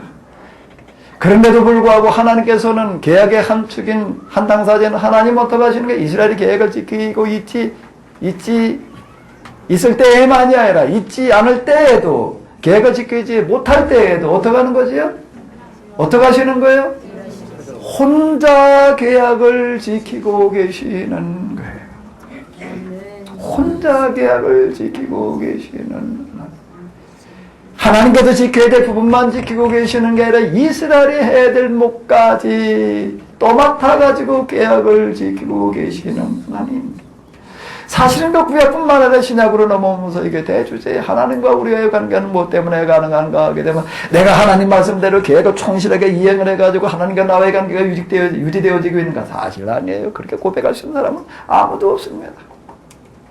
예수님을 통해서 우리가 용서받는다는 이야기는 뭔가 하게 되면 내가 지키지 못하는 계약의 그 부분을 누가 지켜주신다는 얘기예요? 하나님께서 지켜주신다는 이야기가 되겠습니다. 뭐 예수님을 통해서라는 게 자기 희생을 얘기를 하는 거예요. 하나님께서 우리의 목까지 자기 희생을 통해서 지켜주고 계시는 거예요. 결국 이 구원사의 역사에서 이렇게 보게 되면 하나님과 우리의 이 계약이라고 하는 이런 부분은 인간은 지키지를 못하는 거예요. 누가 지키는 거예요? 하나님 혼자 지키고 계시는 거예요. 혼자. 언제? 계약관계가 유지되어져 있을 때가 아니라 계약이 파괴되어져 있을 때에도 인간의 스스로 그냥 어떤 때 의도적으로 계약을 파괴해버리기도 하고 떠나버리기도 하고 못 지키기도 하고 계약에 다 깨져가지고 이제 다 잊어버리고 그리고 계약이라고 하는 걸 생각지도 못하고 있을 때도 하나님은 어떻게 하시는가 하면 혼자 계약을 지키고 계시는 거예요. 혼자 계약을 지키고 그분은 어떻게 하시고 우리는 하나님을 버리고 떠났을지라도 그분은 어떻게 하시는 거예요? 다시 찾아오시는 거예요. 여기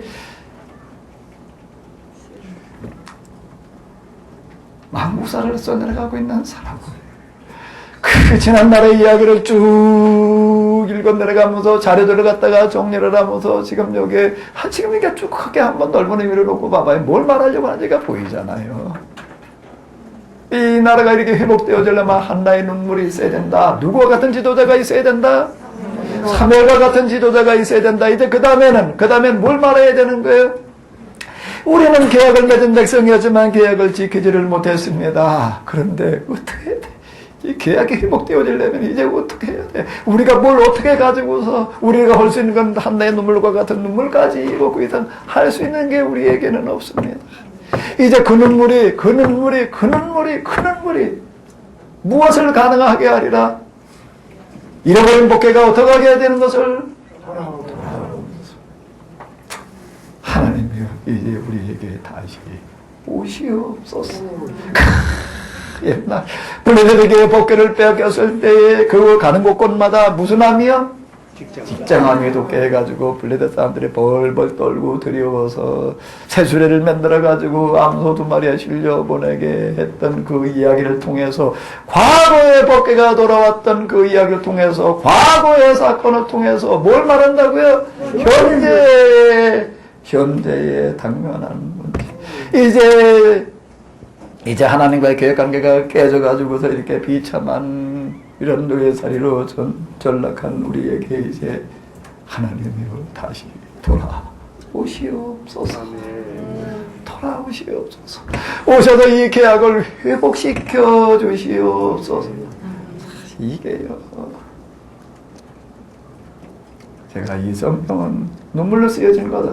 이 성경을 읽어 내려갈 때는 눈물로 읽어야 된다.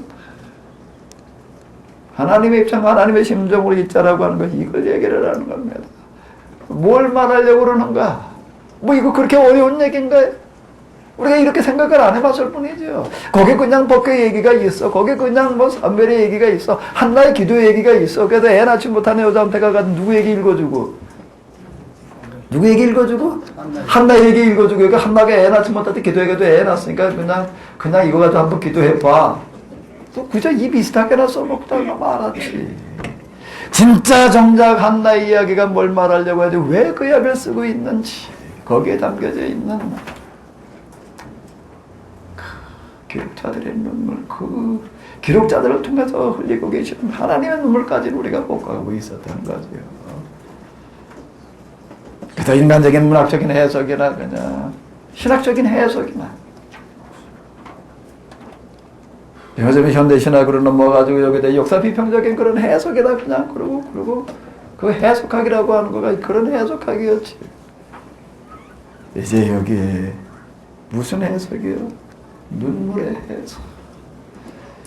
하나님의 입장에서 이 성경을 읽고 이 성경을 말하는 사람들이 눈물 속에서 말하는 그 눈물의 해석.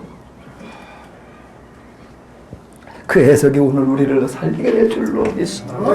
그 후해석이 오늘 우리를 다시 깨워놓으실 줄로 믿습니다. 우리에게 이 눈물의 회복을 좀 기도하자고요. 이 눈물 우리에게 다시 있게 하여 주시옵소서. 이 눈물 메말라버린 눈물이 우리에게 다시 돌아오게 하여 주시옵소서. 달구지를 타고 돌아오시던 하나님이시여, 그 달구지가 그냥 왔는가요? 그 달구지를 꼬는 소들이 그냥 끌었는가요? 어떻게 끌었지요?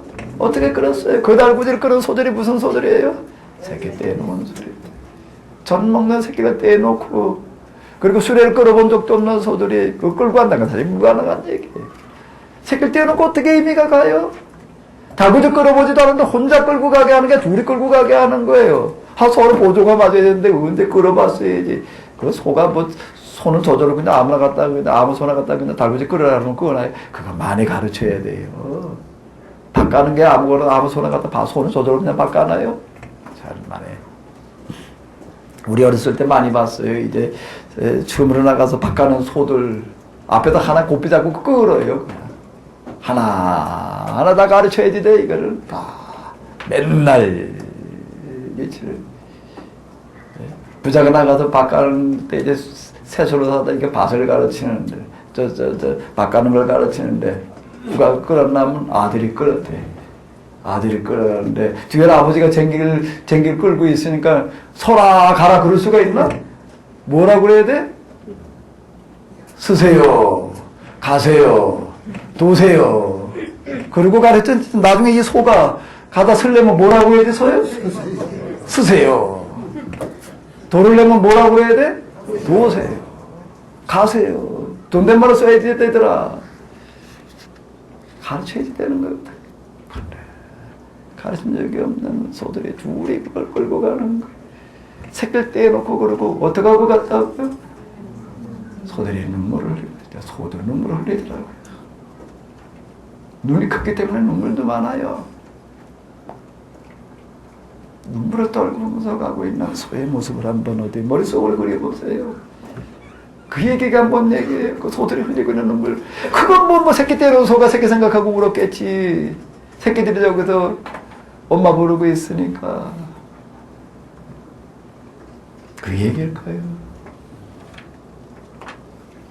피눈물을 뿌리면서 돌아오고 계시는 하나님의 이야기. 하나님 앞에 눈물로 기도하면은 그분이 이제 우리에게로 이와 같이 돌아오시리라. 우리가 여기서 사는 길은 눈물로 기도해 그분이 우리에게 돌아오게 하시는 길뿐이다. 하나님이시여 이제 우리에게 다시 오시옵소서. 다시 오시옵소서. 옛날에 블레셋을 뺏겼을 때 그냥 뭐 사람 블레셋이가 찾아온 게 아니에요. 찾아온 게 아니에요. 찾아온 게 아니에요. 어떻게 한 거예요? 스스로 오신 거예요. 일방적으로 계획을 지키고 계시는 하나님의 이야기. 사실 이스라엘과 여호와 하나님과의 관계는 어떤 관계인가? 하나님의 일방적인 짝사랑이었어요. 호세의 이야기에 나온 것과 마찬가지로 짝사랑. 혼자 사랑하는 사람. 자기를 버리고 떠났을 때에도 딴 남자에게 갔을 때에도 그리고 딴 남자에게 갔기 때문에 자기를 버리고 떠났기 때문에 가슴 아프게 울고 있는 눈물의 이야기.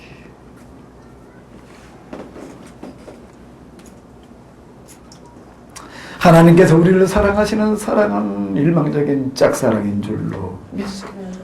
하나님의 일방적인 짝사랑에 우리는 그분을 떠나버리고 그저 필요할 때 그저 법궤를 가지고 나갔던 것들을 이유에 먹지만은 그러나 하나님은 그럼에도 불구하고 우리를 무조건 짝사랑하고 계시는 줄로 믿습니다. 무조건 짝사랑하는 그와 같은 그 이야기들. 여기 지금 6장의 이야기를 이렇게 주르르르르르르 이렇게 보게 되면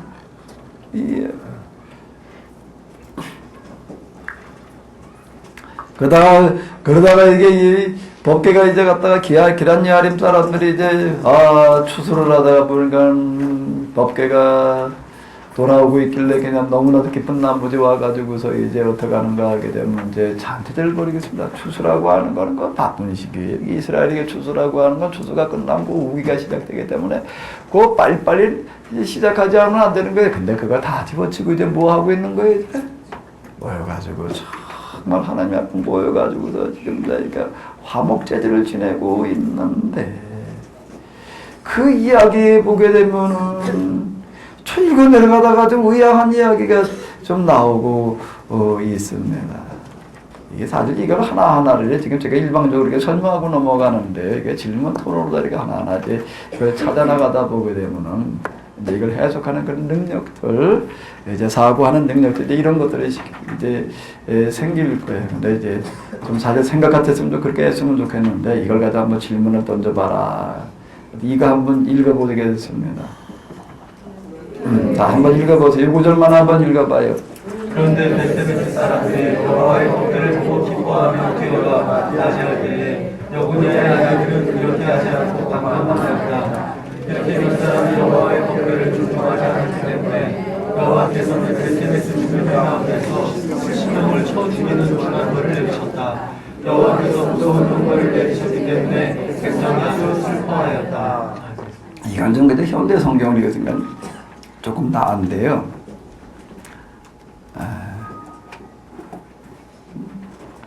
요 구절을 갖다가 개역 성경으로 읽어볼까요? 한번 뭐라고 나와 있나? 여기 이게 개역인데 한번 읽어봐봐요. 베스메스 사람들이 여호와의 길을 내다보는 걸로 그들을 치사. 70인은 5만이라는 거 좀 들어가 있기도 하고 그러는데 5만 70인 쳤다는 건 좀 아닌 것 같고 그냥 70인이라고 그렇게 봐야 될 것 같아요. 몇 명을 죽이셨다고요? 여호와께서 백성을 쳐서 크게 살육하셨으므로 백성에 애곡하였다. 도대체 이게 무슨 일이 벌어졌다는 이야기일까요? 이게요. 베세메스 사람들이 와서 뭘 들이다봤다고요? 여호와의 법궤를 들이다봤다고 이렇게 죽었단 말이에요. 이게 도대체 뭔 얘기냐. 다리가 하나하나 이렇게 물어볼 필요가 있는데, 이제 좀 물어보면서 이제, 어디 좀 생각 좀 한번 얘기해봐라. 그러면서 얘기하면 좀 이렇게 사실, 저 실감나고 좋을 것 같은데 지금 그럴 시간이 없으니까 그냥 제가 혼자 그냥 끌고 나가고, 이걸 지금 2박 3일 동안 어쨌든 다윗까지 다 끝내봐야 될 텐데,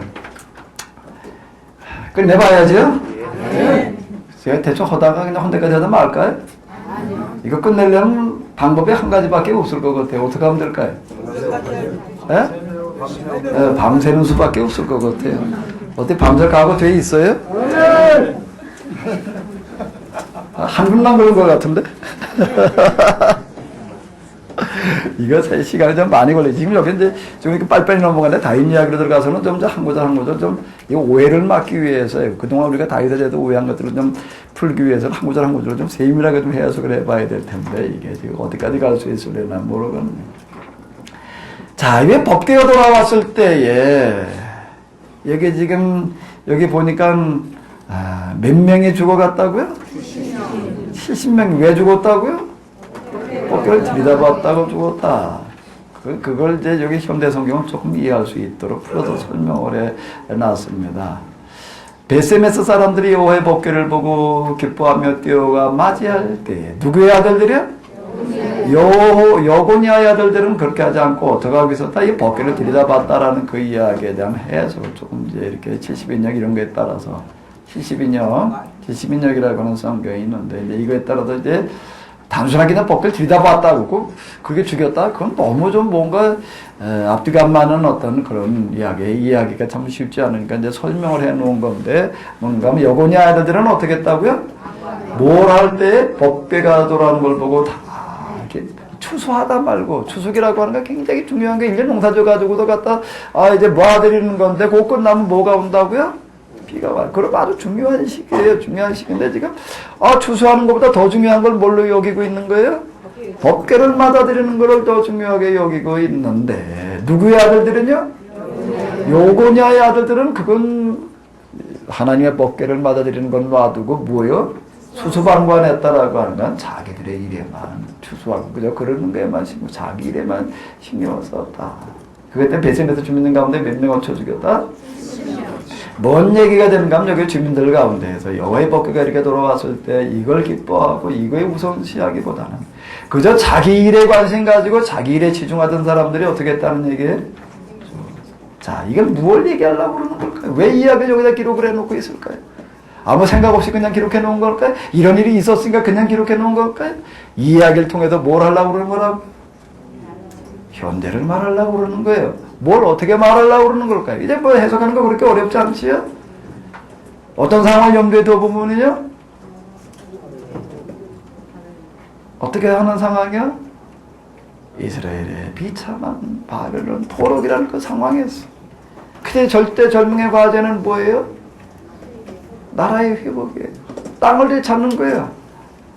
민족을 다시 살리는 거예요. 그걸 해내야 되는 거예요. 근데 거기 그런 사람만 다 모여있나? 그런 뭉치수만 있는가요? 어떤 사람이 있는가요? 그 시대에 누가 있는가 하면 여고니아의 아들들이 또 있는 거예요. 그런 건 상관없이 나라야 뭐 민족이야 뭐 어떻게 되든지 상관없이 뭐만요? 나만 뭐 내 이속만 체념된다라고 또 그러는 사람들이 이제 있는 거예요.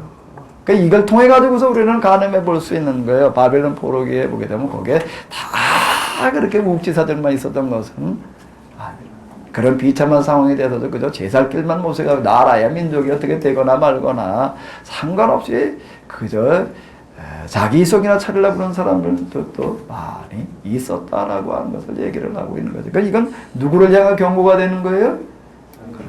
야, 우리가 그동안 그렇게 하나님을 등한히 하고 하나님의 말씀대로 살려고 하고 그냥 다내 이권 만든 내 이속만 차리다가 이제 뒤에 들어가 가지고도 이제 다윗의 이야기 들어가 보게 되면 이제 이게 어떤 것들이 이제 하나하나가 이제 다 드러나게 됩니다. 신앙생활을 하면서 막 하나님의 영광을 위해 겉으로는 그렇게 얘기를 하고 있지만 다 그저 내 마음으로 따르면 자기 이 속에 자기 이권이에요. 다 거기에 움직이고 다 거기에 놀아나고 있는 거예요. 그러다가 우리가 망했는데, 그러다가 우리가 망해가지고 여기 이 뭐냐 이 꼴로 지금 이렇게 끌려와가지고서 이렇게 지금 나라는 땅은 없어져 버리고 우리 민족도 지금 이제 몇 명력이 끌려와가지고서 말살의 위기에 놓여져 있는데, 어떻게든 이걸 우리가 이제 살려봐야 될 테인데, 근데 여기까지 와가지고서도 아직도 정신 차리지 않냐고 그저 내 이성만 차리겠다고 그러고 있는다라고 한다면은 어떻게 될 수밖에 없다는 거예요? 또 우리가 이렇게 망할 수밖에 없다. 또 우리가 비참한 일을 우리가 또 반복해야 되겠느냐? 그 사람들을 향한 경고, 권고, 다 이런 이야기가 있지 않느냐? 이제 우리가 여기에 같이 보이자. 확관하지 말고 하나가 되자. 그래, 어떡하든지 우리가 좀 이 나라를, 이 죽어가는 나라를, 이미 죽어가는 나라가 아니에요. 이미 죽어버린 나라를 어떡하든지 한번 살려보자. 이제 하나님께서 우리의 눈물을 보시고 다시 돌아오실 텐데, 사사기에서 뭐라고요? 배교, 징계, 회개, 그 다음에 뭐였지요? 이제 이 회개로 말미암아 우리에게 구원이 있어야 될 터인데, 회개하지 않냐고 그저 그러고 그냥 자기 문제 자기 속에만 움직이고 있는 이런 사람들, 우리가 여기에 좀 와서 같이 좀 우리의 눈물을 보태자.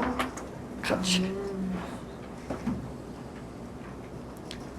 마음을 보태자. 우리 어떡하든지 살아야 되지 않겠느냐. 우리 죽어가는 교회를 살려야지요. 살려야지요. 이대로 놔둘 수는 없잖아요. 길은 있어요. 불가능한 것 같지만 길은 있어요. 난 여태까지 살다가요, 올해처럼 비 많이 오는 애 처음인 것 같아. 정말 비가 많이 와요. 뭐 7월 달에 뭐 24일이 비가 왔대나? 장마가 끝났나 보다 하면은 또 와. 그 태풍이 오나? 태풍도 안 와. 근데 비는 계속 와. 그럼 뭐라고 무슨 기압골이래나? 뭐가 어떻대나? 차, 무슨 게릴라 무슨 전선이래나? 뭐 이제 장마를 비 오는 것도 게릴라가 뭐 비를 오게 한대. 하차.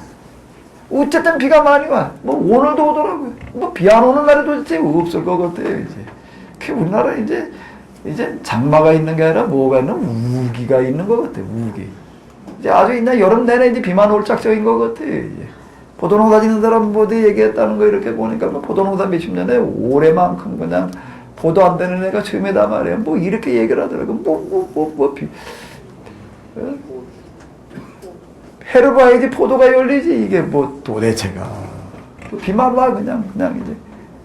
가지고 비가 와도 그냥 어디 갔다 여기저기 갔다 막 쏟아 부어요. 그냥 어디 정읍 어디가 왔대나? 여기도 와보니까 저기 축대가 무너졌어요. 저거 아무리 봐도 홍선할 때가 아닌 것 같은데 저것도 무너졌어요. 저게 무너질 정도로 비가 왔다는 얘기예요. 차 이제 뭐 안전지대가 없는 것 같아요. 다 물에 빠져 죽게 생겼어요. 왜 이런 일이 생기지요? 왜 이런 일이 생겨요? 왜 이런 일이 생겼어요? 하나님이 하신 일?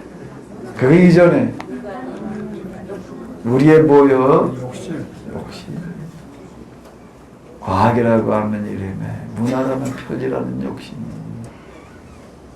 온갖 우리의 그저 그냥 입을 위해서라면은 우리의 그저 편리한 생활을 위해서라면 뭐든지 만드는 거예요. 그냥 만들어내고 이러고 하다가 보니까 과학 문명이라고 하는 뒤편에는 뭐가 들어있는 거지요?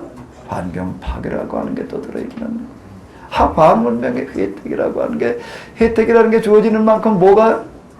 지구가 환경이 망가져가고 죽어가고 있는 거예요. 자, 이제는 심각한 지경에 정말 이런 것 같아요. 우리 그동안 뭐 환경이 파괴된다, 뭐 어쩐다, 뭐 이런 거 얘기 들을 때 뭐 그냥 강 건너 불인 줄 알았더니 이제 강 건너 불이 아니라 뭐예요, 이제? 내 안방에 들어오는 이제 흙탕물이에요, 이제는. 난 못 모르고 지난, 서울에 물 받아댈 때 그냥 뉴스를 나 별로 안 듣다가 나갔다가요. 몇 시간 동안 갔는데 뭐 2km를 가던가 가다 안 돼가지고 돌아가서 뉴스를 보니까 내가 살아온 게 다행이다. 양대동 어디 산비탈이 이렇게 지나가는데 진짜 겁나는 게 이거 금방 무너질 것 같아. 거기 무너진 데가 그냥 수두룩해. 뭐 완전 그냥 어딜 갔다가 왔나? 양대 내려오기를 해요. 비포장도로 갔다 왔어요. 정말 산비탈은 옆에 지나가는데 금방 무너질 것 같아가지고 겁나더라고요. 살아 돌아온 게 다행이다. 몇 시간만 길바닥에 행마던 그건 아무것도 아니더라고요. 이제 남 얘기가 아니에요. 이거 어떻게 해야 돼? 어떻게 해야 돼? 그냥 내버려둬야 되나? 내버려둬야 되나? 이 이야기들은 이렇게 말하고 있습니다. 하나님께로 돌아가라. 하나님께로 돌아가라. 여기 지금 길이 어떻게, 방법이 어떻게 있어? 이걸 어떻게 고쳐? 이걸 어떻게 신명기에 여자 성경은 이렇게 말하고 있습니다. 하나님 앞에 나가서 이걸 가지고 진정으로 통곡하며 기도하는 자가 있는 한 하나님께서는 틀림없이 그 눈물을 보고 길을 열어주시리라. 사무엘기는 이렇게 시작을 하고 있습니다. 한나라고 하는 한 여인을 등장을 시키고 있어요. 많은 사람들이 공동으로 모여가지고 통회자복하면서 뭘 어떻게 했다는 이야기가 아니라 뭐요? 한 여인이 가서 기도하는데 그냥 이 여인은 성격이 어땠는가 하면 아주 조용한 여자가 돼가지고 가슴에든 타서 그냥 한이 맺혔는데도 말도 입 밖에서 내질 못해. 우물우물 저고 싶은 소리 제대로 못하고 그냥 그러고 소심하게 그냥 그러고 있는 여자. 하나님 앞에 정말로 나가서 눈물로 통곡을 하는데도 가슴속으로 마음속으로만 그러고 있어. 입 밖으로 내지도 못해. 그걸 쳐다보고 있던 엘리는 어떻게 생각을 하는 거예요? 얼굴에 보니까 그냥 시뻘개가지고 왜요? 소름이 훅 받쳐가지고 그러고 있는데 혼자 중얼중얼 저 애가 술 먹어가지고 지금 저러고 있구나라고 생각할 만큼 조용하고 그죠. 그래서 소심했던 자기 표현을 제대로 못하고 있던 한 여인, 그러나 가슴속으로 통곡하면서 눈물을 겉으로 흘리면서가 아니라 목구멍으로 삼키면서 기도하고 있는 그 기도를 들으시는 하나님, 이런 생각하면서 한 여자의 눈물을 얘기를 해주고 있습니다. 오늘 우리 시대의 이 환경의 문제를 어떻게 해결을 할 것인가? 이렇게 저렇게 NGO부터 시작을 해가지고 무슨 환경운동 여러 가지 다 나름대로 공헌을 하겠지만은 정말로 이 문제를 이 하나님께서 만들어 놓으신 보시기에 좋았다라고 아름답게 만들어 놓으신 세상이 이와 같이 오염되고 망가져 가는 것을 보면서 가슴을 치고 통곡하며 눈물로 기도하는 사람이 있는 한 하나님께서는 그 눈물을 통해서 일하실 줄로 믿습니다. 바벨론 포로들에게 다시금 돌아오는 길을 열어주시던 하나님, 불가능한 거예요. 불가능한 그 일이지만은 회개하는 그곳에 하나님은 불가능한 것을 가능하게 해 주실 줄로 믿습니다. 내가 지금 베세메스의 떼죽음 당한 사람들의 이야기를 통해서 말하는 거예요. 이런 거에 무감각하지 말고 못 본 체 하지 말고 나와 상관없는 일이라고 그러지 말고 방 건너 수수방관 강 건너 불공경하려고 그러지 말고 망해가는 교회를 위해서 텅텅 비어가는 교회를 위해서 좀 세상에서 버림받고 지금 놀림감 되어져 가고 있는 교회를 향하여 좀 눈물 좀 흘리라다. 나라의 통일을 어떻게 해야 될 것인지. 난 가장 가슴 아프게 하는 이야기가 뭔가 하면 통일되는 것보다 이대로가 낫다 라고 말하는 이야기를 들을 때 통일이 되게 되면 엄청난 혼란이 올 텐데 그 혼란보다는 차라리 이게 낫다. 글쎄, 그리고 그냥 이대로 가야 되나?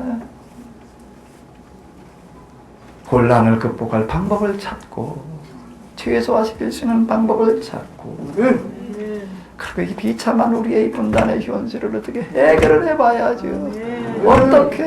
어떻게 이 문제를 정말로 입술로만이 아닌 가슴으로 이 문제를 가지고 눈물을 흘리며 통곡하는 사람, 그 사람을 여기는 지금 찾고 있습니다. 성경은 말하고 있습니다.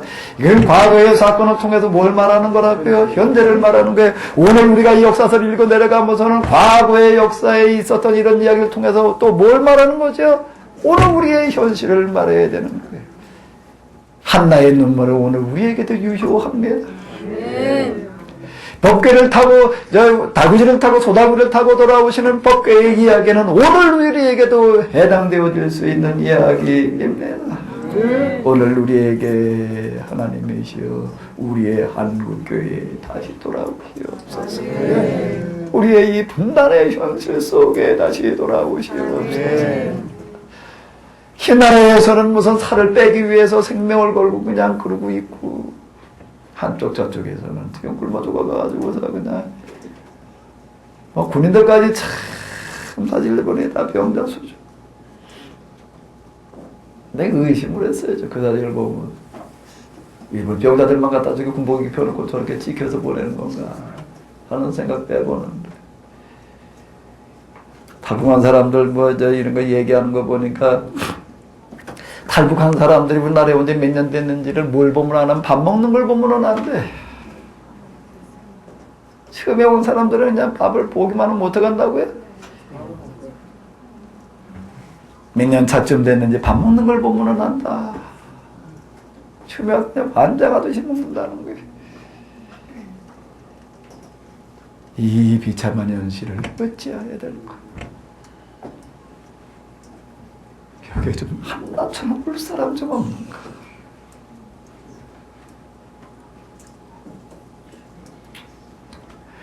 우리의 환경이 망가져가지고서 지금 이 모양 이 꼴이 되어가고 있는 이 생태계를 바라다 보면서 가슴 아파, 가슴을 찢으면서 정말 하나님 앞에 통곡할 사람 좀 없는가? 이젠 환경 때문에 다 죽게 생겼어요. 다 죽게 생겼어요. 쓰나미가 그냥 쓰나미가 아니라요. 쓰나미가 뭐가 되는 거죠? 이게 핵 재앙을 가져오더라고요. 일본 원전만 그런가? 세계 곳곳에 되어져 있는 이 핵무기도 핵무기지만 사실은 이 원전이라고 하는 것도 이게 어느 순간 우리에게는 대재앙, 그 맨으로는 그 나라만의 그 지역만의 재앙이 아닌 이제 지구의 대재앙이 올 수 있는 그런 이런 참 현실 앞에 이걸 어떻게 해결해야 될 것인가? 암담하지요. 그러나 성령 그리고 여기에 구체적으로 예언자들은 이렇게 선언합니다. 길은 있다. 그 길은 하나님에게 있다. 하나님에게로 돌아가라. 뭐를 어떻게 하나님께로 돌아가는 게 뭐 하는 거라고요? 얘기하는 거예요. 얘기하면서 하나님께로 돌아가라. 여기에 좀 눈물 좀 뿌려라. 눈물 좀 뿌려라. 세상에서 버림받는 이 교회를 위해서 비참한 우리의 분단의 현실, 이 빈배 격차의 어떤 이런 문제부터 시작을 해도 문제가 한두 가지인가? 우리가 안고 이런 문제도 도대체 어찌해야 될 것인가? 여기 역사서는 이렇게 얘기하고 있습니다. 길이 있다는 거예요. 길이 있어요. 환경 문제도 분명히 길이 있습니다. 길이 있어요. 하나님께 우리가 나아가 엎드려 기도할 때 그분은 우리에게 길을 만들어 주실 줄로 믿습니다. 요한복음이 이렇게 말하고 있습니다. 예수님을 뭐라고 얘기하면 나는 길이요. 그분은 길이 되십니다. 길은 우리에게 있는 줄로 믿습니다.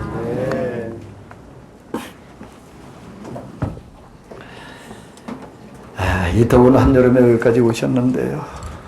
이 자리에 잘 오셨습니다.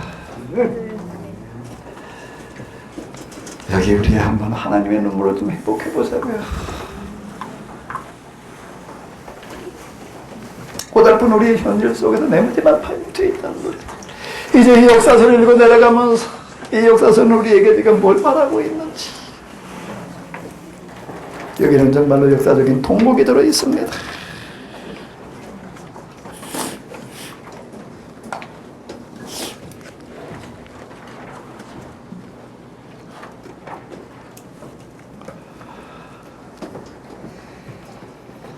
삼일서 기자는 우리에게 이렇게 막 양담한 이 비참한 우리의 현실을 향해서 참 한나처럼 울어다오.